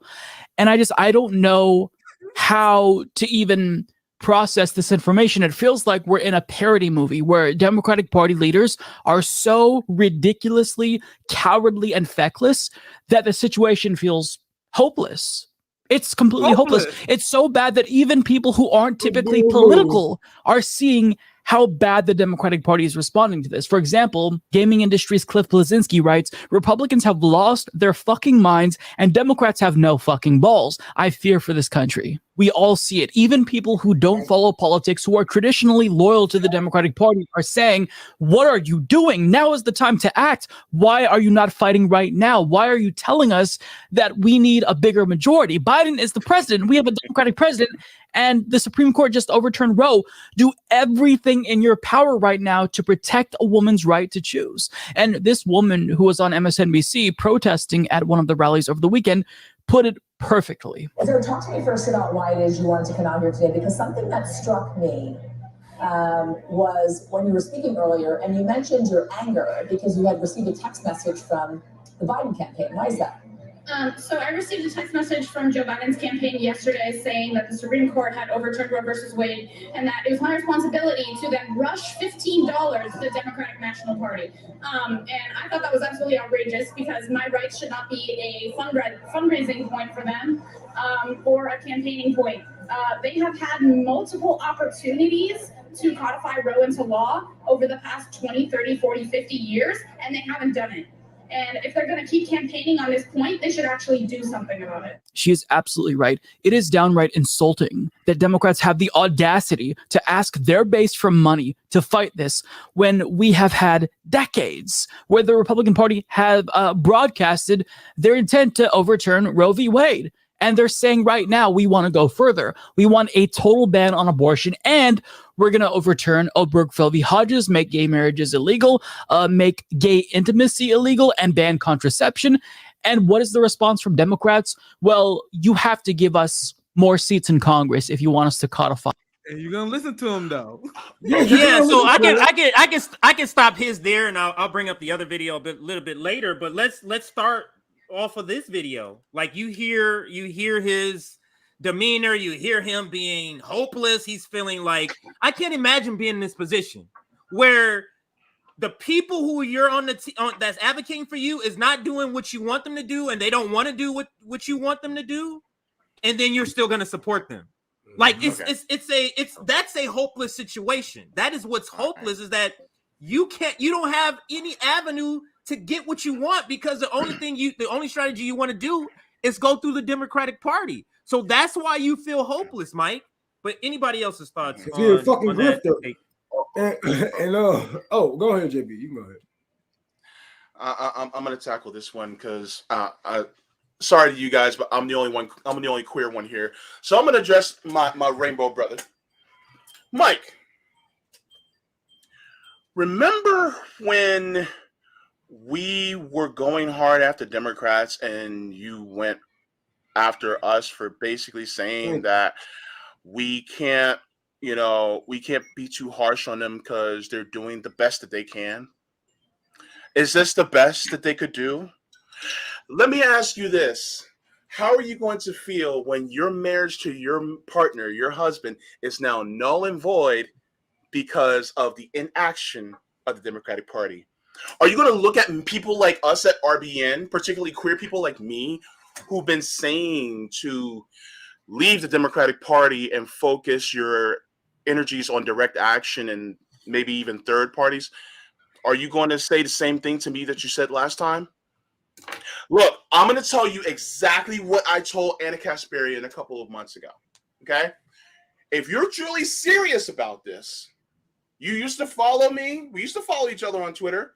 My DMs are open. Come and talk to me. And let's start to actually, because you have a big platform, let's actually start trying to push people in the correct direction. Man, I don't believe Now, this. hang on. No, hang on. Now, my brothers here are going to say, JB, you're being too nice, bro. And maybe I am. But I'm putting out the olive branch out there to you, from me, not them, from me, to say, if you really want to push for direct action, mutual aid, and maybe even some third parties, let's talk. Let's talk. Because the thing is that now you're saying everything that we've been saying. And so there's a consensus here, right? So if you're truly feeling this way, if you're truly feeling that the Democrats are feckless, I think it's time for you to leave, bro. I don't believe him. I don't believe him for the simple fact is because you have just pointed out one of the examples of, us calling this out, us saying that, they would get us here, and him fighting against our word. I don't believe him, because if you was paying attention, if you was actually if you was actually into politics like you claim that you are, you should have seen this coming. They was coming against they was coming against women. They was coming against gays and blacks again. They coming for us. But you was too busy making that money off of the Democratic Party and having all these politicians on your show. You was riding the wave, and you was feeling good. And now you feel like, oh, damn, my sense of urgency kicking in because it's coming to me. So now you're feeling hopeless. No, motherfucker. You also want to know why he has a sense of dread. You also want to know why he has a sense of dread, and you felt the same sense of dread when Anna had her same meltdown take over Roe v. Wade. It's because a lot of these social democrats, a lot of these reformists are now coming to the conclusion that the precious institutions are broken beyond repair. Something that we have said many times, and it was like, oh, these people are just radical. And Social System May, he's just saying radical stuff because he just want likes and clicks on YouTube, Twitter. There's the only reason why I think me and Rome say radical ass shit. Meanwhile, we told them that this shit is, the Supreme Court is broken. They're about to take your rights. The police state taking on rights. And then they just now reach the conclusion that we made a long time ago, and they realizing that, damn, maybe violence is the only way. That's the conclusion that Mike is coming to in his head while he's having this existential meltdown and crisis where he's like, oh my God, I feel like things are hopeless. Well, they're not necessarily hopeless. But at that point, he realized the solutions that we've been saying is the real solution to the problems, not the solutions that he's been presenting. The solutions he's been presenting, vote for Justice Democrats, vote for progressives, and things will be okay. He's coming to conclusion. Remember, even in the beginning of that speech, he criticized the Democrats, the squad, for not doing anything. Because that's him coming like, damn, these motherfuckers was right. I smell Jimmy Dore. See, they didn't play any. You see, right? You see, that didn't play anything from Nick. They didn't play any. He didn't play anything from Jimmy Dore. Didn't play anything from RBN. He could play the old clips and came that same conclusion. We've been saying this shit. Like all those clips that he just played, he could have played one of our episodes because we've been saying this shit, but he don't want to go out and admit that the super left was right about everything. This is what's happening. He probably still don't agree with our strategies because he's fucking weak. This is what I think all of us are saying, and maybe this is the case. Like people, they don't see it until it affects them because we've been saying, "Hey, we're getting killed by the police, so stop going with the Democrats." But now the Democrats may be so effectless, how he describes it, that they're going to allow your rights to be taken away. Now you're saying, okay, now it's time for business. Yes, CJ. Just saying. That's exactly what happened. And that's Mike. Now Anna kind of goes a little harder. So let's listen to Anna. This is going to be about 2 minutes also. And these are the only two that I'll play. There's many examples like David Dole, kind of he's a little softer, but I picked the two who kind of go the hardest at them. And so let's Anna listen been doing to the Jimmy impersonation recently. exactly. Exactly. So let's listen to Anna speak about Kamala Harris. What do you say to Democratic voters who argue, wait a minute, we worked really hard to elect a Democratic president and vice president, Democratic-led House, a Democratic-led Senate. Do it now. But do what now? What now? I mean, listen, what we did, we extended the child tax credit for the first I'm year. sorry, when I say do right? what, Yeah. do it now, Yeah. act legislatively to make abortion rights legal. Somebody needs to put a blunt in her hand and be like, do it now. Women in this country are doomed because you just heard from Vice President Kamala Harris during her interview with Dana Bash on CNN, and she revealed just how ill-prepared and honestly careless the Democratic Party under the leadership of the Biden administration is in responding to the fact that the Supreme Court has reversed Roe, effectively stripping women of the constitutional protections necessary to ensure that they have reproductive rights. Now, if that part of the interview didn't infuriate you enough, you're about to hear from Kamala Harris respond to calls to do something about the legislative filibuster in the Senate that requires 60 senators to vote in favor of something in order for any bill to pass.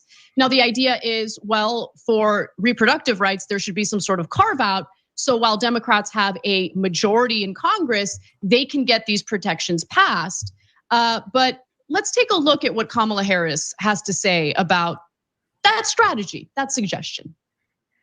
One of the ways you can do it, obviously, one of the only way that is legislatively, procedurally possible is by doing away with the filibuster on this issue. President Biden told my colleague Anderson Cooper he would be okay with eliminating the filibuster to pass voting rights and, quote, maybe more. Would you support eliminating the filibuster in order to pass federal legislation for abortion rights? Right now, given the current composition of the Senate, the votes aren't there. And so that's what I don't know. Let me just say this. The question was, are you down for it? Not, is it feasible? The question was, are you down for it? And this is the way that Kamala answers it. To say yes, I support it. Well, here's the thing. I understand why you're asking the question, but the reality of it is we don't even get to really answer that in terms of whether it happens or not if we don't have the numbers in the Senate. And again, that's why I keep coming back to the importance of an election that is only 130 odd days away, because it really does matter. It really does matter. I mean, listen, guys, we could actually fight for this right now. Kind of like how we did for raising the debt ceiling back in 2021. But we could use this tragedy for our own fundraising and campaigning purposes. So I'm going to campaign right now. Please elect more of us, even though we've completely dropped the ball and haven't delivered what we said we would deliver as we were campaigning. When those runoffs. So I'm gonna stop it right there because that's essentially her take the entire video, which is they're not doing anything and we've elected you. But the question still, we seen TYT do this. They did this back in the Obama days. They did this when Obama got out. Like they always do this back and forth type of thing. But they always would be on that infinity cycle of electoral politics, because this is what made TYT was taken up for or not pushing too hard on the Democrats and making sure that they still have a seat in these press conferences. You know what I'm saying? Whatnot, even if they isn't, corporate, you can still see them on MSNBC. Like, what the fuck? How the fuck you? But yeah, these people are fake, man. They are fake, and they are only here for a reason. You know what I'm saying? They only feed you these lines because they are being fed lines to give you. If she was really going to use her platform, she would be like, you know what? TYT is going to build a militia, and we're going to make sure nobody get hurt on the streets. We're going to build clinics and fight against, you know what I'm saying, blah, blah, blah, and make sure that people can jump states, fight fight for people to jump states. They have the money. But all they're going to do is tell you, oh, well, Democrats not doing nothing. But then a super scary Republican is going to come around. And then they're going to be like, look, guys, this is it. We're on a couple fascism. You got to vote for the Democrat. I know they're not progressive. I know they're not what you want, but this is the best that we can get. Always going to give you that bullshit. Every fucking 4 to 6 to 8 years. Your thoughts, JB? Bruh, CJ, look, Rome already said it. This is the most important election of our lifetimes. We have to vote for Democrats because the scare we Republicans are going to take over.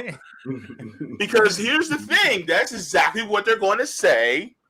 And then we're going to fall. Look, it's just like, okay, CJ, Rome, I'm going to take y'all back. Remember Foghorn Leghorn? Yeah. Remember every single time he would go up to the dog, take that paddle, lift it up by his tail, bah, bah, bah, bah, bah, run, and then the dog would be like, hoo, hoo, hoo, hoo, and then he would have the rope tied around his neck and then stop him every single time. He did it every time. And you would think that the dog would actually learn, right? They look at us like we're that dog. That we're just gonna go, vote. And then next thing you know, we end up doing it, and then we end up falling for the same thing over and over and over and over again. They think we're dumb. They think we're stupid. And I think it's... Yeah, go ahead. No, I was just gonna say, I think it's part of this lane. If you're a cosplaying leftist, if you're a reformist, I kind of put them in the same category. It's you have to play the role of being non-establishment to perfection. And that means you have to critique them. You have to do all this stuff. But at the very last second, you're going to open a trap door and say, here's the Democrats right here. Let's go. You get what I'm saying? Yeah. So they're playing the role all the way through. Why you think that's the lane? Go ahead. Why do you think LT tweets out? And we covered this on my last show. Well, she tweets out like, man, we need politicians accountable, man. We need to not support them unless they have a plan.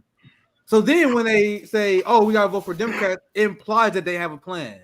You see that? So yeah. Anna lures you in with, oh my God, Democrat Party is awful, it sucks. So then election time comes, they build their audience, they build their crowd up criticizing them. And then when the election comes, they say, yeah, I know we're critical of Democrats, but it makes the most sense to vote for them. And they think it's credible because they heard that from someone who already criticized them. That's the psyop. That's how it works. Mm-hmm. It's a great strategy. Exactly it's been working amazing. Mm-hmm.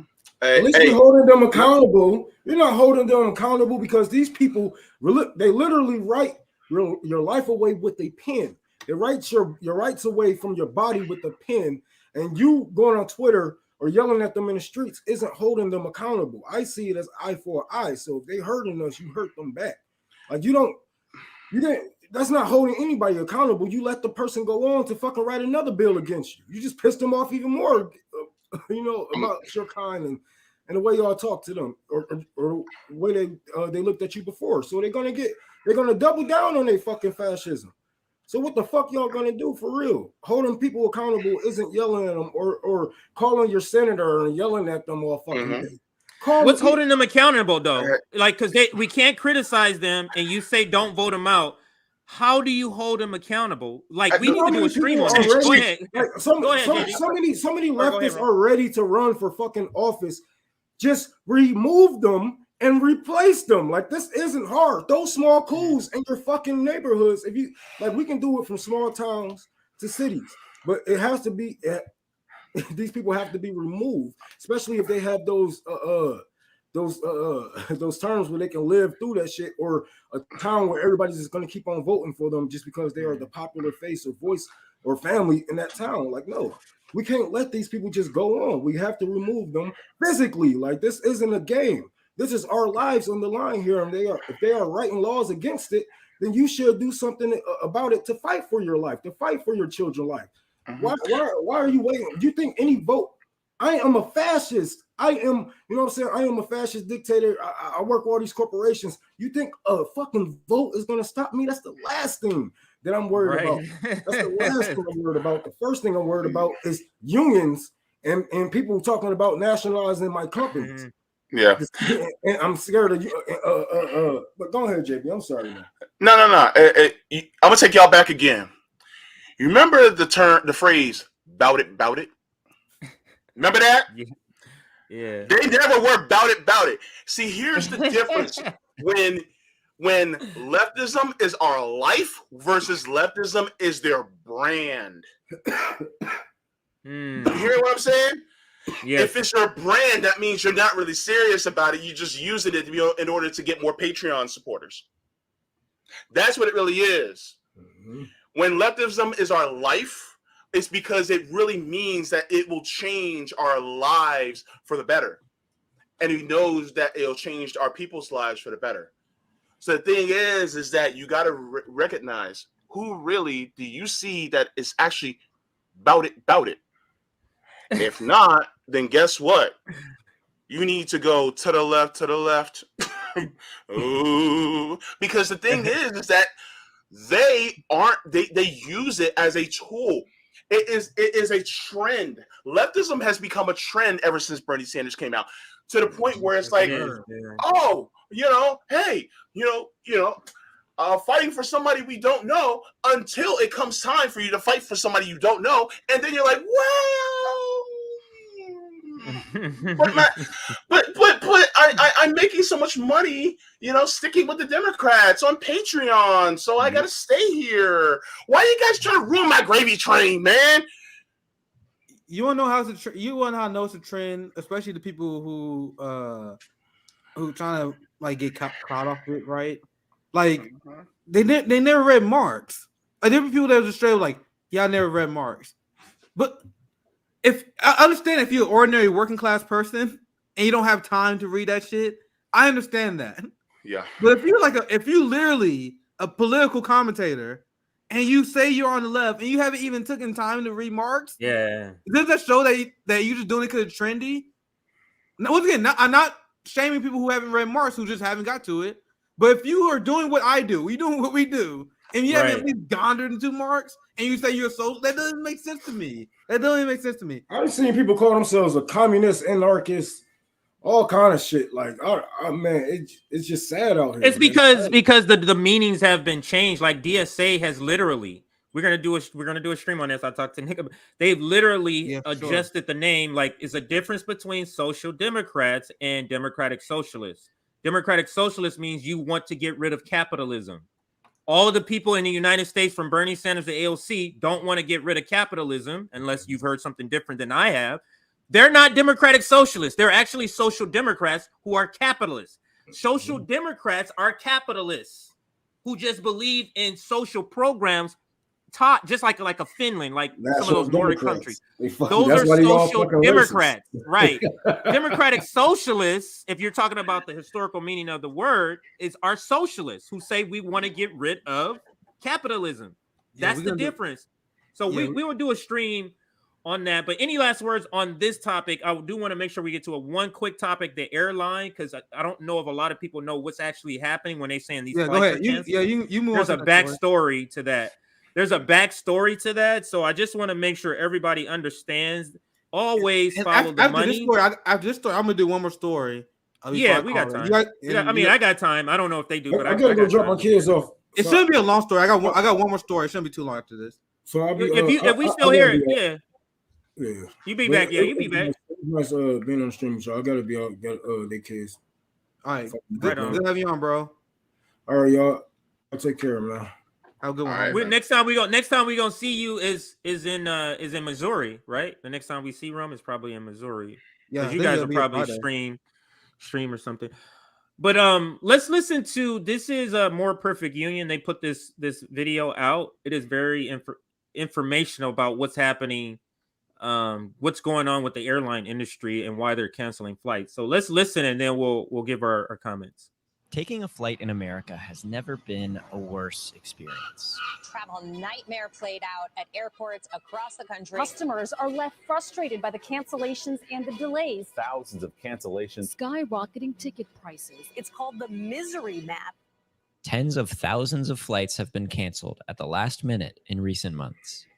Experts say they've never seen anything like it. I don't see an end in sight. This is really unprecedented in terms of the number of cancellations that are occurring so close to departure time. Media reports have blamed the airline chaos on weather problems and staff shortages, but that misses the bigger picture. These cancellations are really a scandal about corporate power, one that airline executives engineered. Here is how it worked. During the pandemic, airlines secured one of the biggest public bailouts of any industry, $54 billion. The catch? They couldn't lay off their workers, but they found a loophole. Delta will soon offer employees buyouts and early retirement opportunities. October 1, furlough day for 30,000 workers at United and American Airlines. Instead of layoffs, airlines used furloughs and early retirements to push out pilots and crew. By fall of 2021, they'd shrunk their workforce by 56,000 people. Airlines schedule their flights 11 months in advance. They know they don't have the pilots to service these flights. So now passengers are paying the price. Airlines are essentially committing fraud, scheduling and selling thousands of flights they know they can't service. They sold tickets to the traveling public that they cannot live up to, and it's driving us pilots crazy. I hate seeing some of the things that we're putting out about specifically being fully staffed for this summer. So we're well staffed for the summer. I know that that's not true. We're making these empty promises that I'm already used to getting to the public. 1,300 pilots expected to demonstrate here outside the airport this morning. And they say they're overworked and understaffed, and it's leading to delays and cancellations. Airlines are rushing to rehire, but staffing is still below pre-pandemic levels. They know they don't have pilots to fly their scheduled flights. There is pressure. We don't have the pilots that we need to fly a full regional schedule. They're just refusing to tell passengers in advance, instead canceling flights at the last minute. The industry acts like it can get away with this because it usually does. A wave of mergers has left just a handful of huge, powerful airlines. They charge higher prices for worse services, pile on fees, and ignore regulations they don't like. In 2021, airlines refused to return $10 billion to customers for canceled flights despite rules requiring refunds. The finest air crews in the world belong to the United States. It's the airline personnel in the suites, the corporate suites. They don't give a fig about their customers. The FAA is supposed to hold airlines accountable, but experts say it's one of the agencies most captured by corporate power. For example, the FAA has let airlines move most airplane maintenance to non-certified mechanics outside of the US to cut costs. There's no transparency on the critical maintenance and repairs outsourced to El Salvador, Brazil, and China, often under far less stringent oversight. The FAA also still allows airlines to charge parents a fee to be seated next to their young children. Transportation Secretary Pete Buttigieg, who oversees the FAA, has done little to address these issues or the cancellations crisis. After advocates raised concerns, Buttigieg decided to meet privately with airline CEOs and politely told them to do better. I let them know that this is a moment when we were really counting on them to deliver reliably for the traveling public. He said, the very "Cut it next out." day, his own flight was canceled. The Biden administration has to take action. Like They just actually you said remember- that. Remember when Hillary Clinton went to the Wall Street executives? She was like, "I went to the Wall Street executives." I was like, "Cut it out, okay?" That was what Buttigieg did. But go ahead. But look what they said. I think they said his flight was canceled the next day. Let me make sure that's not what they said. Did you hear that too, JB? Yes, I said that's why I laugh. I'm like, cut it out, quit it. Yo, so funny. Okay, let me rewind it and see if that's rewind what a they little bit, say. Let me see if that's what they say. This is a moment when we were really counting on them to deliver reliably for the traveling public. The very next day, his own flight was canceled. The Biden administration has to take action and show that government is working. It's been done before, like in 2009, when airlines were routinely keeping passengers stuck on the tarmac for hours. The Transportation Department barred the practice, then hit American Airlines with a $900,000 fine for keeping over 600 passengers on a tarmac for over 3 hours. Long tarmac delays have dropped dramatically since. Secretary Buttigieg could similarly threaten to levy hundreds of thousands of dollars in fines on airlines for every canceled flight they knew had little chance of flying. This is fraud. Buttigieg needs to act in the public's interest immediately before Americans' travel plans are destroyed by the greed of airline monopolies.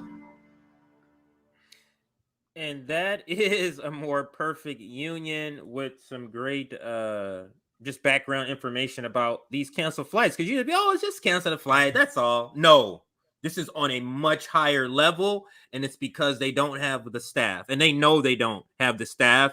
And one thing I didn't know about this, and I'll pass it to both of you, I didn't know the airline or the FAA was one of the most captured industries. I did not know that by corporations. That's the one of the most influence. Go ahead, Nick. That is what capitalism does. That's why it's funny, man. Watching capitalists just live in society, watching it falling apart. They're like, man, what is going on here? What do you think happens when you have capital accumulate and continue to buy out competition, get larger and larger? That is what always happens. The whole idea of competition under capitalism, it's a myth. It doesn't exist. If there's any competition, they get bought out, they get consumed, and then the people who control the markets carve up the market share. That is what cable monopolies have done. They're literally like, all right, Spectrum, this is my area, this is your area. How's that competition? So this is the end result of this system that's falling apart. How do you guys think you're going to have a system where capitalists continue to exploit labor to maximize profit every quarter? Every quarter, they're going to exploit more labor and more labor and more labor. They're going to continue to crush the working class. What do you think is the result? People complaining about, oh my God, all these businesses are closing because they can't keep people hired. Our system is literally falling apart in real time, and our establishment is propping up the police to make up for it. But JB? Capitalism breeds innovation. Innovate my ass. That's all I got to say. Yeah, we can wrap this up, and I'm going to pass it to you, Nick, for your last story. It's Mayor Pete. It was put in the right position, the most co-opted industry. He's over that. He went and called them in to a private meeting and said, "Hey, you guys do better." And then he left, and then his flight was canceled. They retaliated against him for telling them, "Hey, to do better," I guess. But the point that I want to drive home about this is that they took our money in bailouts, and what they do. This is what they do. This is what we have to understand about. I almost feel like in order to be in Congress, you can't be a lawyer. Exactly. It's not a coincidence that most of the people in Congress are lawyers. So they write these laws with these purposeful loopholes. This loophole of not firing people in order to get the money was to force them to retire or open up early retirements and buy them out. So they did that, and now they're reselling flights. They're literally selling stuff that they don't have. That is fraud. That'll be like selling stock when you don't have this. You don't own the stock. Like, that is fraud. And they're allowed to do it because we have people like Pete Buttigieg that is bought off, and he has higher aspirations of being president, so he's not going to rock the boat with potential donors.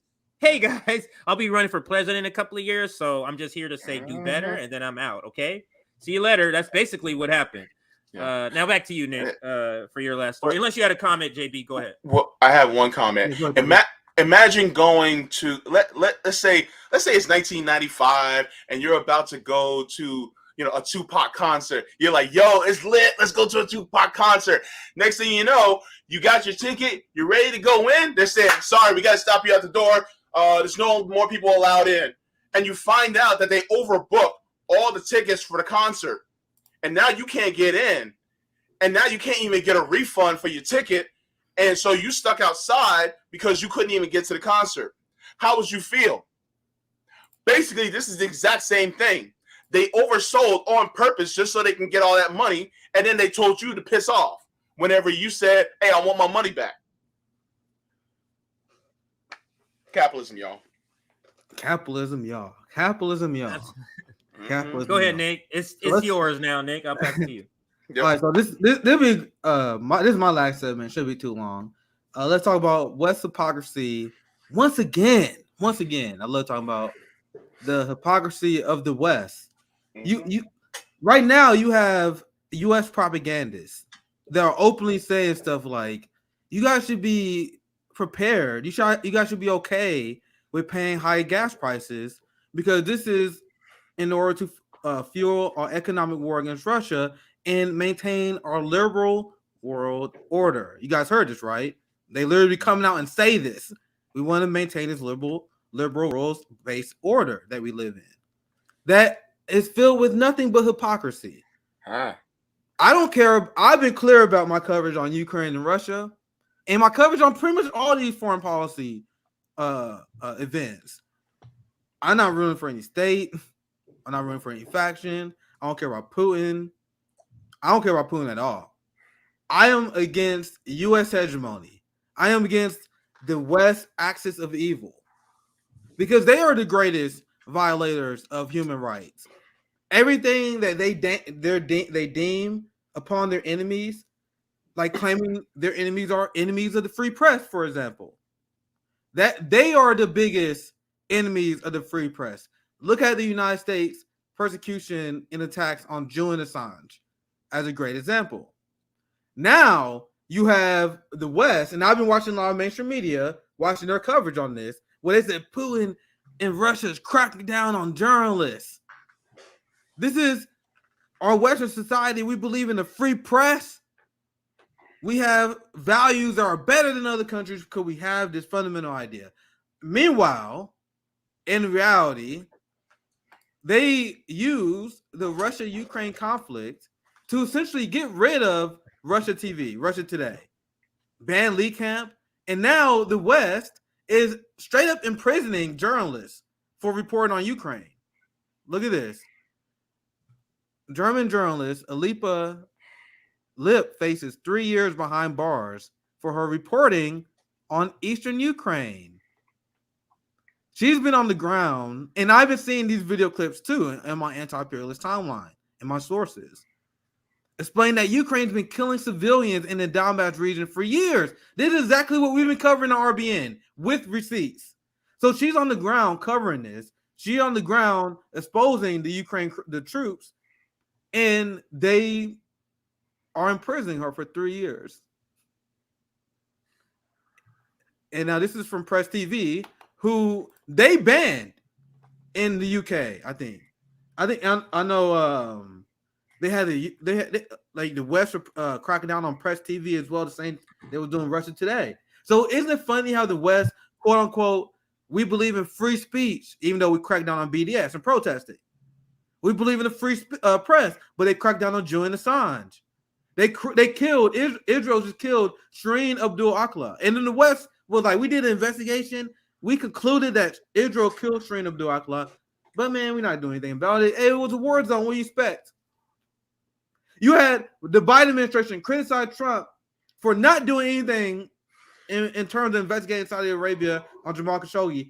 But then they got in office, investigated it, and then they was like, oh yeah, Saudi Arabia and the Crown Prince definitely killed that guy. But they're allies. What can we do? U.S. rules-based order. So, and I want to actually before I show you guys the video, do you guys have any take on that? Anything you guys want to add before I move on to the next part of that? No, I want to see the video because I kind of I don't know where I saw that, but I read that before. But I haven't seen this video though. Yeah, let me show you guys this video. I saw this video earlier today. I show you guys this because the West and its foundations has been built on these hypocrisies. Just like every single empire, they portray their society as ways it is simply not.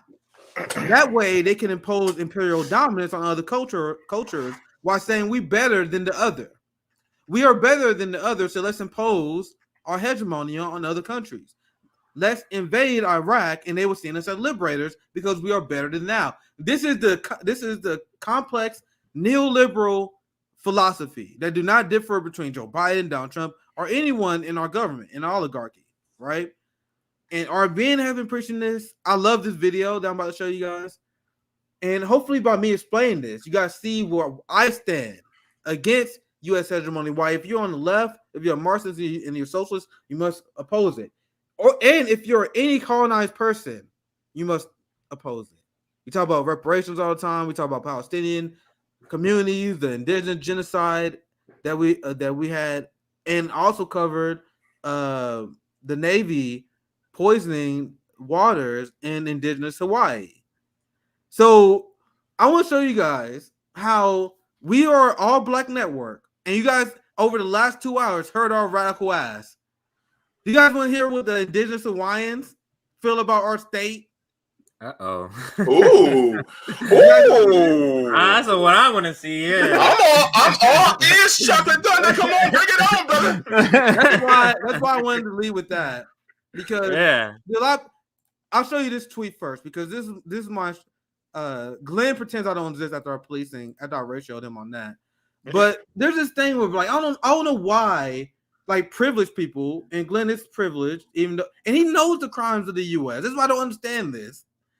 And this is what he tweeted on 4th of July. Living outside, and this is not an attack on Glenn, it's just a disagreement. Living outside the US for any extended time provides insight into the greatest flaws, but also its merits. There's so many valid criticisms of the US. It's foreign militarism, it's domestic repression. Those are pretty big things, by the way. But he said, but its foundational rights and aspirations remain worthy of celebration. Remember my last live stream, guys, when you guys been begging me to talk about patriotism. I gave my take. I don't mind people who I care about the people, I care about the country. It's not that big of a disagreement to me. I just personally I don't buy into it. So this is what my response to them was. I got a good response to this. I said, but its foundational rights was built on an ideology of hypocrisy, slavery, and murder. This ideal land that Glenn thinks exists, that people who are Western chauvinists, what they believe exists, when have it ever existed? I'm legitimately asking you guys this question. Like, oh my God, the free press, the 4th Amendment, law and order. When has this ever existed? Like, have you? The thing is, Nick, it's like this. Go ahead. What they do is they're literal. They may not be literally talking about white people only having these rights, but you're speaking about a foundational time when white men only had those rights. Yeah. So you can't say it was a good idea, but the good idea was only expressed by a certain crowd.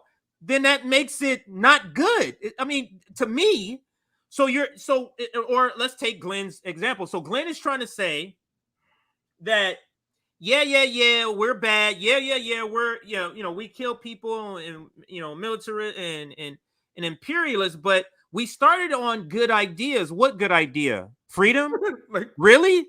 You mean freedom for white men, right? Because the freedom for women weren't there and freedom for everybody else wasn't there. So what exactly are you talking about? And we both talked about this yesterday, Nick, when those conservatives says, oh, I'm a constitution. I forget the word, but when they're talking about they want to view the Constitution the same way that the framers viewed it. The framers were white, racist, imperialists. Exactly. So they're telling us they want to go back to that time, right? So go ahead. No, go ahead. I didn't. But they would say, well, they had good ideas. Guys, their ideas was rooted on the idea that men, when they say all men deserves to be free, that we need a free country, they mean white men. These guys were so unhinged. They didn't believe women were people. They didn't believe black people was people. So this idea that this land was built on was false. Because it was built on the principle that only one people is a person, white land-owning men. And leaving that concept out is kind of insane. Especially when you Glenn Greenwald, who does good work. You know what this country is. So I want to show you guys that. And I don't hate Glenn. And the only reason I use that tweet as an example because I'm showing you guys how people who even know the crimes of the U.S. can fall for this bullshit. I hear people who even like they will report on anti-imperialism, they report on anti-capitalism. Then they always have this aura of like, yeah, man, but the U.S. bad politics not they don't go as far as we do. Like we go, like we take their knowledge, but we go to the I think it's the logical conclusion. U.S. bad. We need revolution. We need a disengagement political system. But they stay attached to the system. It's like Glenn will call out anti-imperialists, but he's still cool with Tucker Carlson and them. You know what I mean? He's still cool with a lot of people on the right. I just don't get it. So I want to show you guys that before I show you guys people who sound like us, which is why we need. Well, obviously this is not international because these are hard. Well, I think they will consider it international because they don't. You guys will hear what they say here soon. I don't want to spoil it, but we need an international leftist coalition. We need colonized people to stop playing oppression Olympics. We need to come together and fight and destroy white supremacy and capitalism. End of story. No more indigenous people versus black people versus Latinos, Latino versus, oh my God, who's the most oppressed? No, none of that no more. Let's listen to these people. And this is RBN, but indigenous Hawaiians. I saw this clip literally today. That's why I saved it to the end. Let's get to it. Let me set up here. 1 second.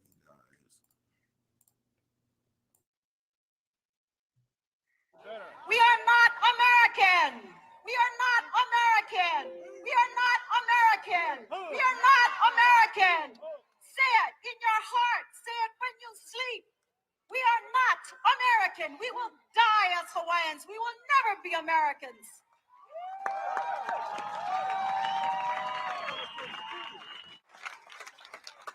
The Americans, my people, are our enemies, and you must understand that. They are our enemies. They took our land. They imprisoned our queen. They banned our language. They forcibly made us a colony of the United States. America always says they are democratic. Lies! That is a lie! They have never been democratic with Native people. They have never been democratic with Indians. They have never been democratic with Hawaiians.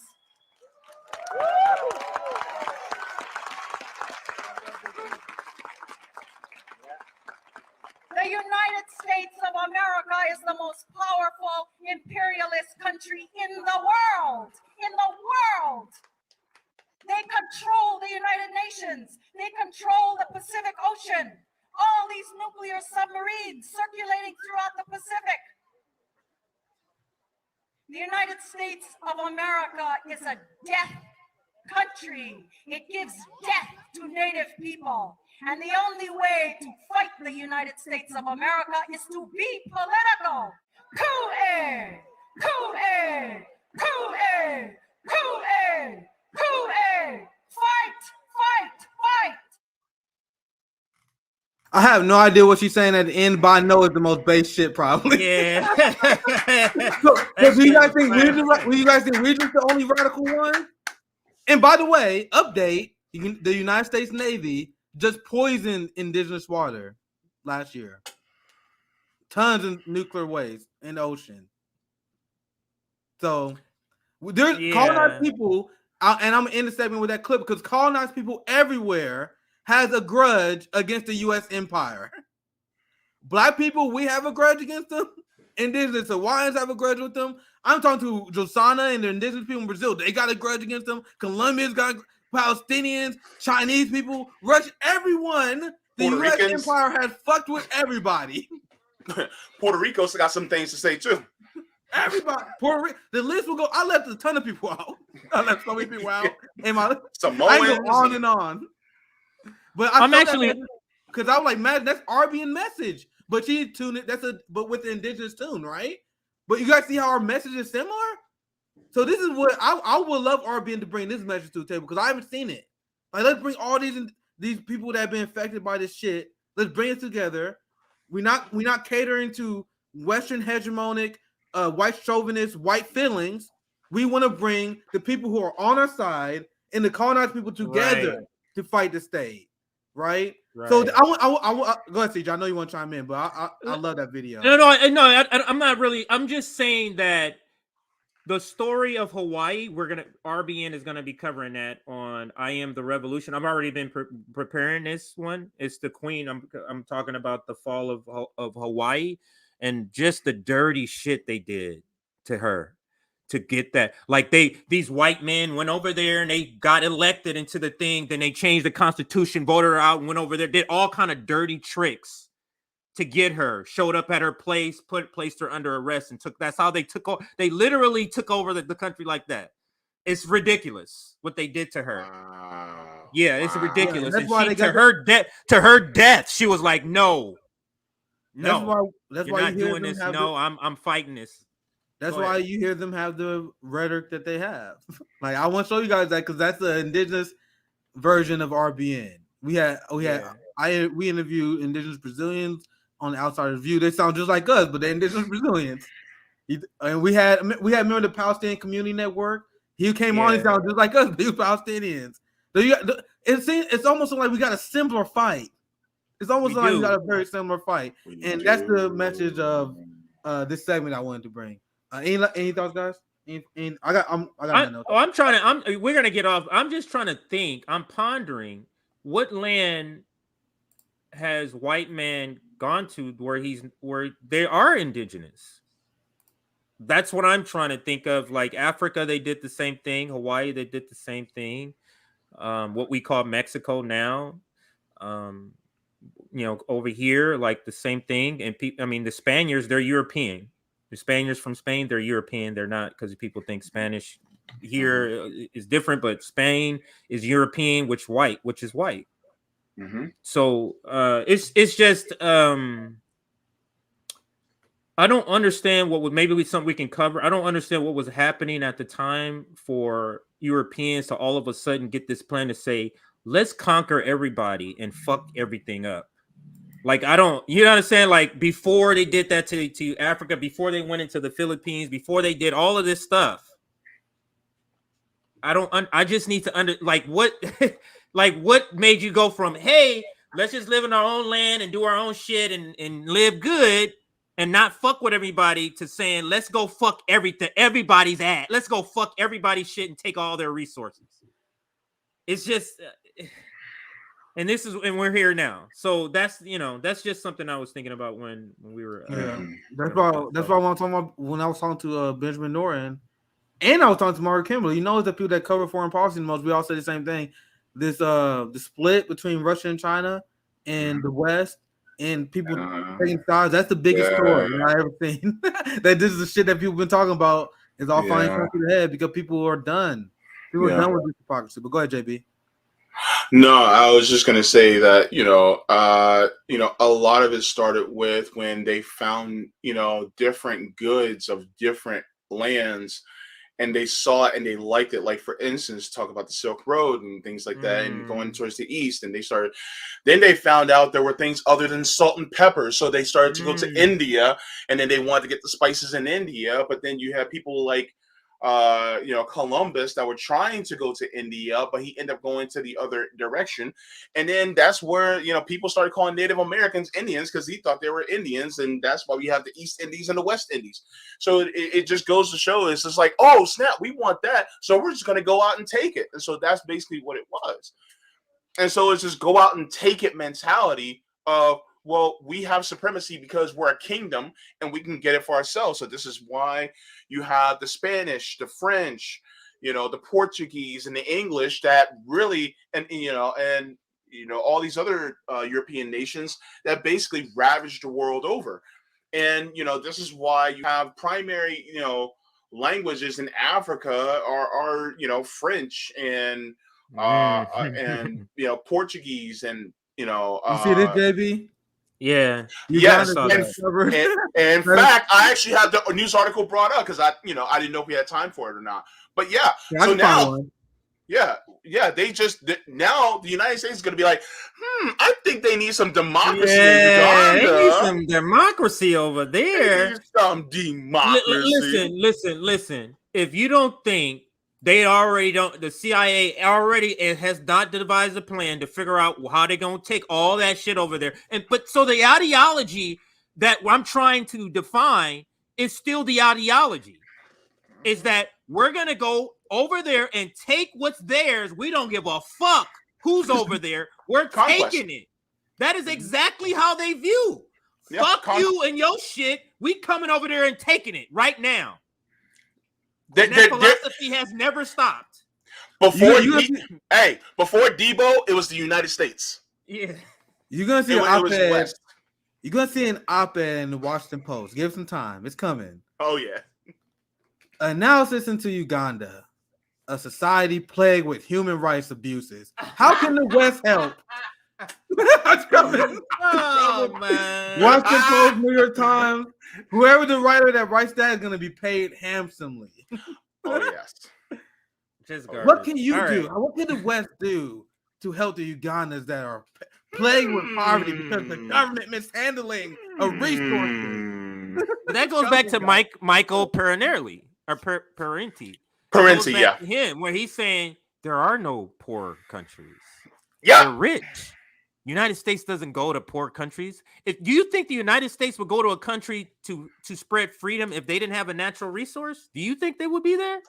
I don't. There's plenty of countries that don't have necessarily natural resources, that have conflict, that have all these things, and the United States doesn't do anything about it because there's no money in it. Yeah.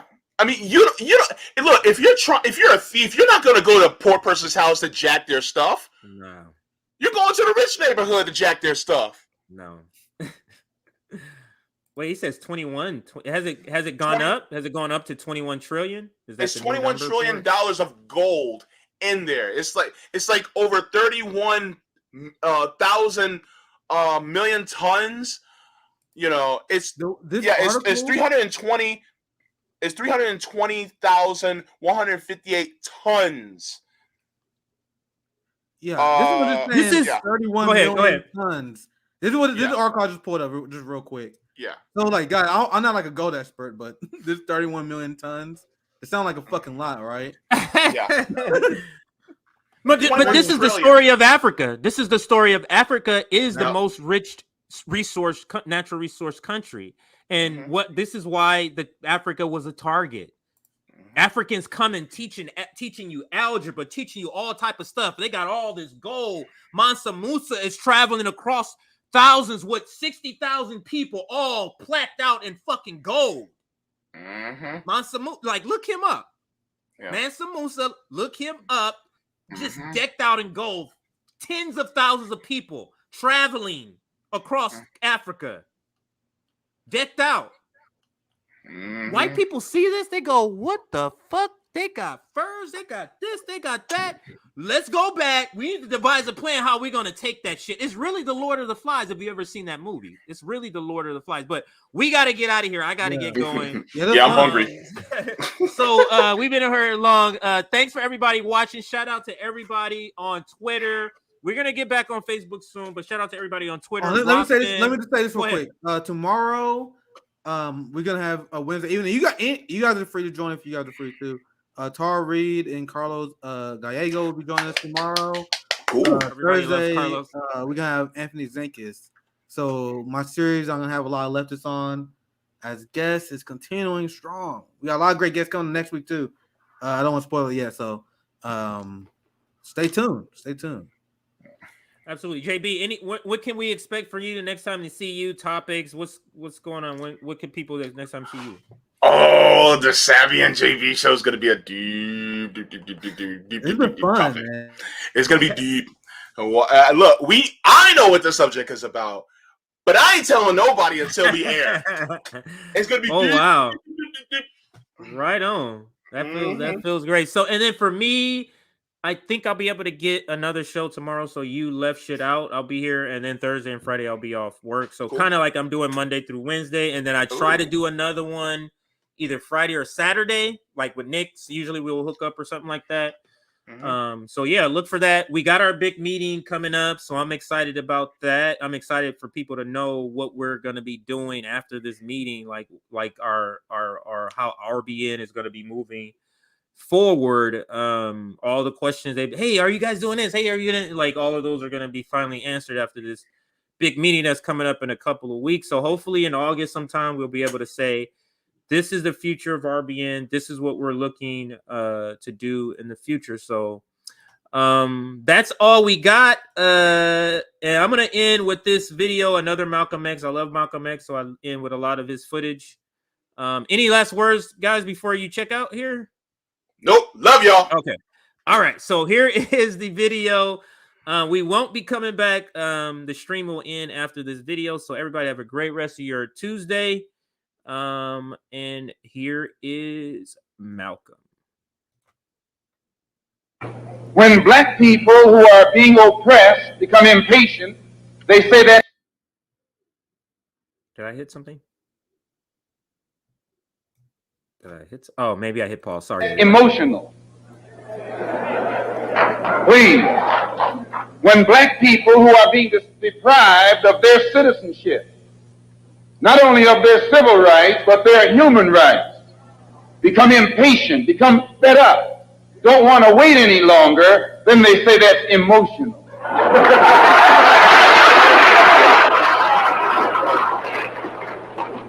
The Negro, so-called Negro leaders and organizations should be praised. They should be congratulated. They should be complimented. Because out of all of them combined, the white man has not yet found one who will play the role of Uncle Tom.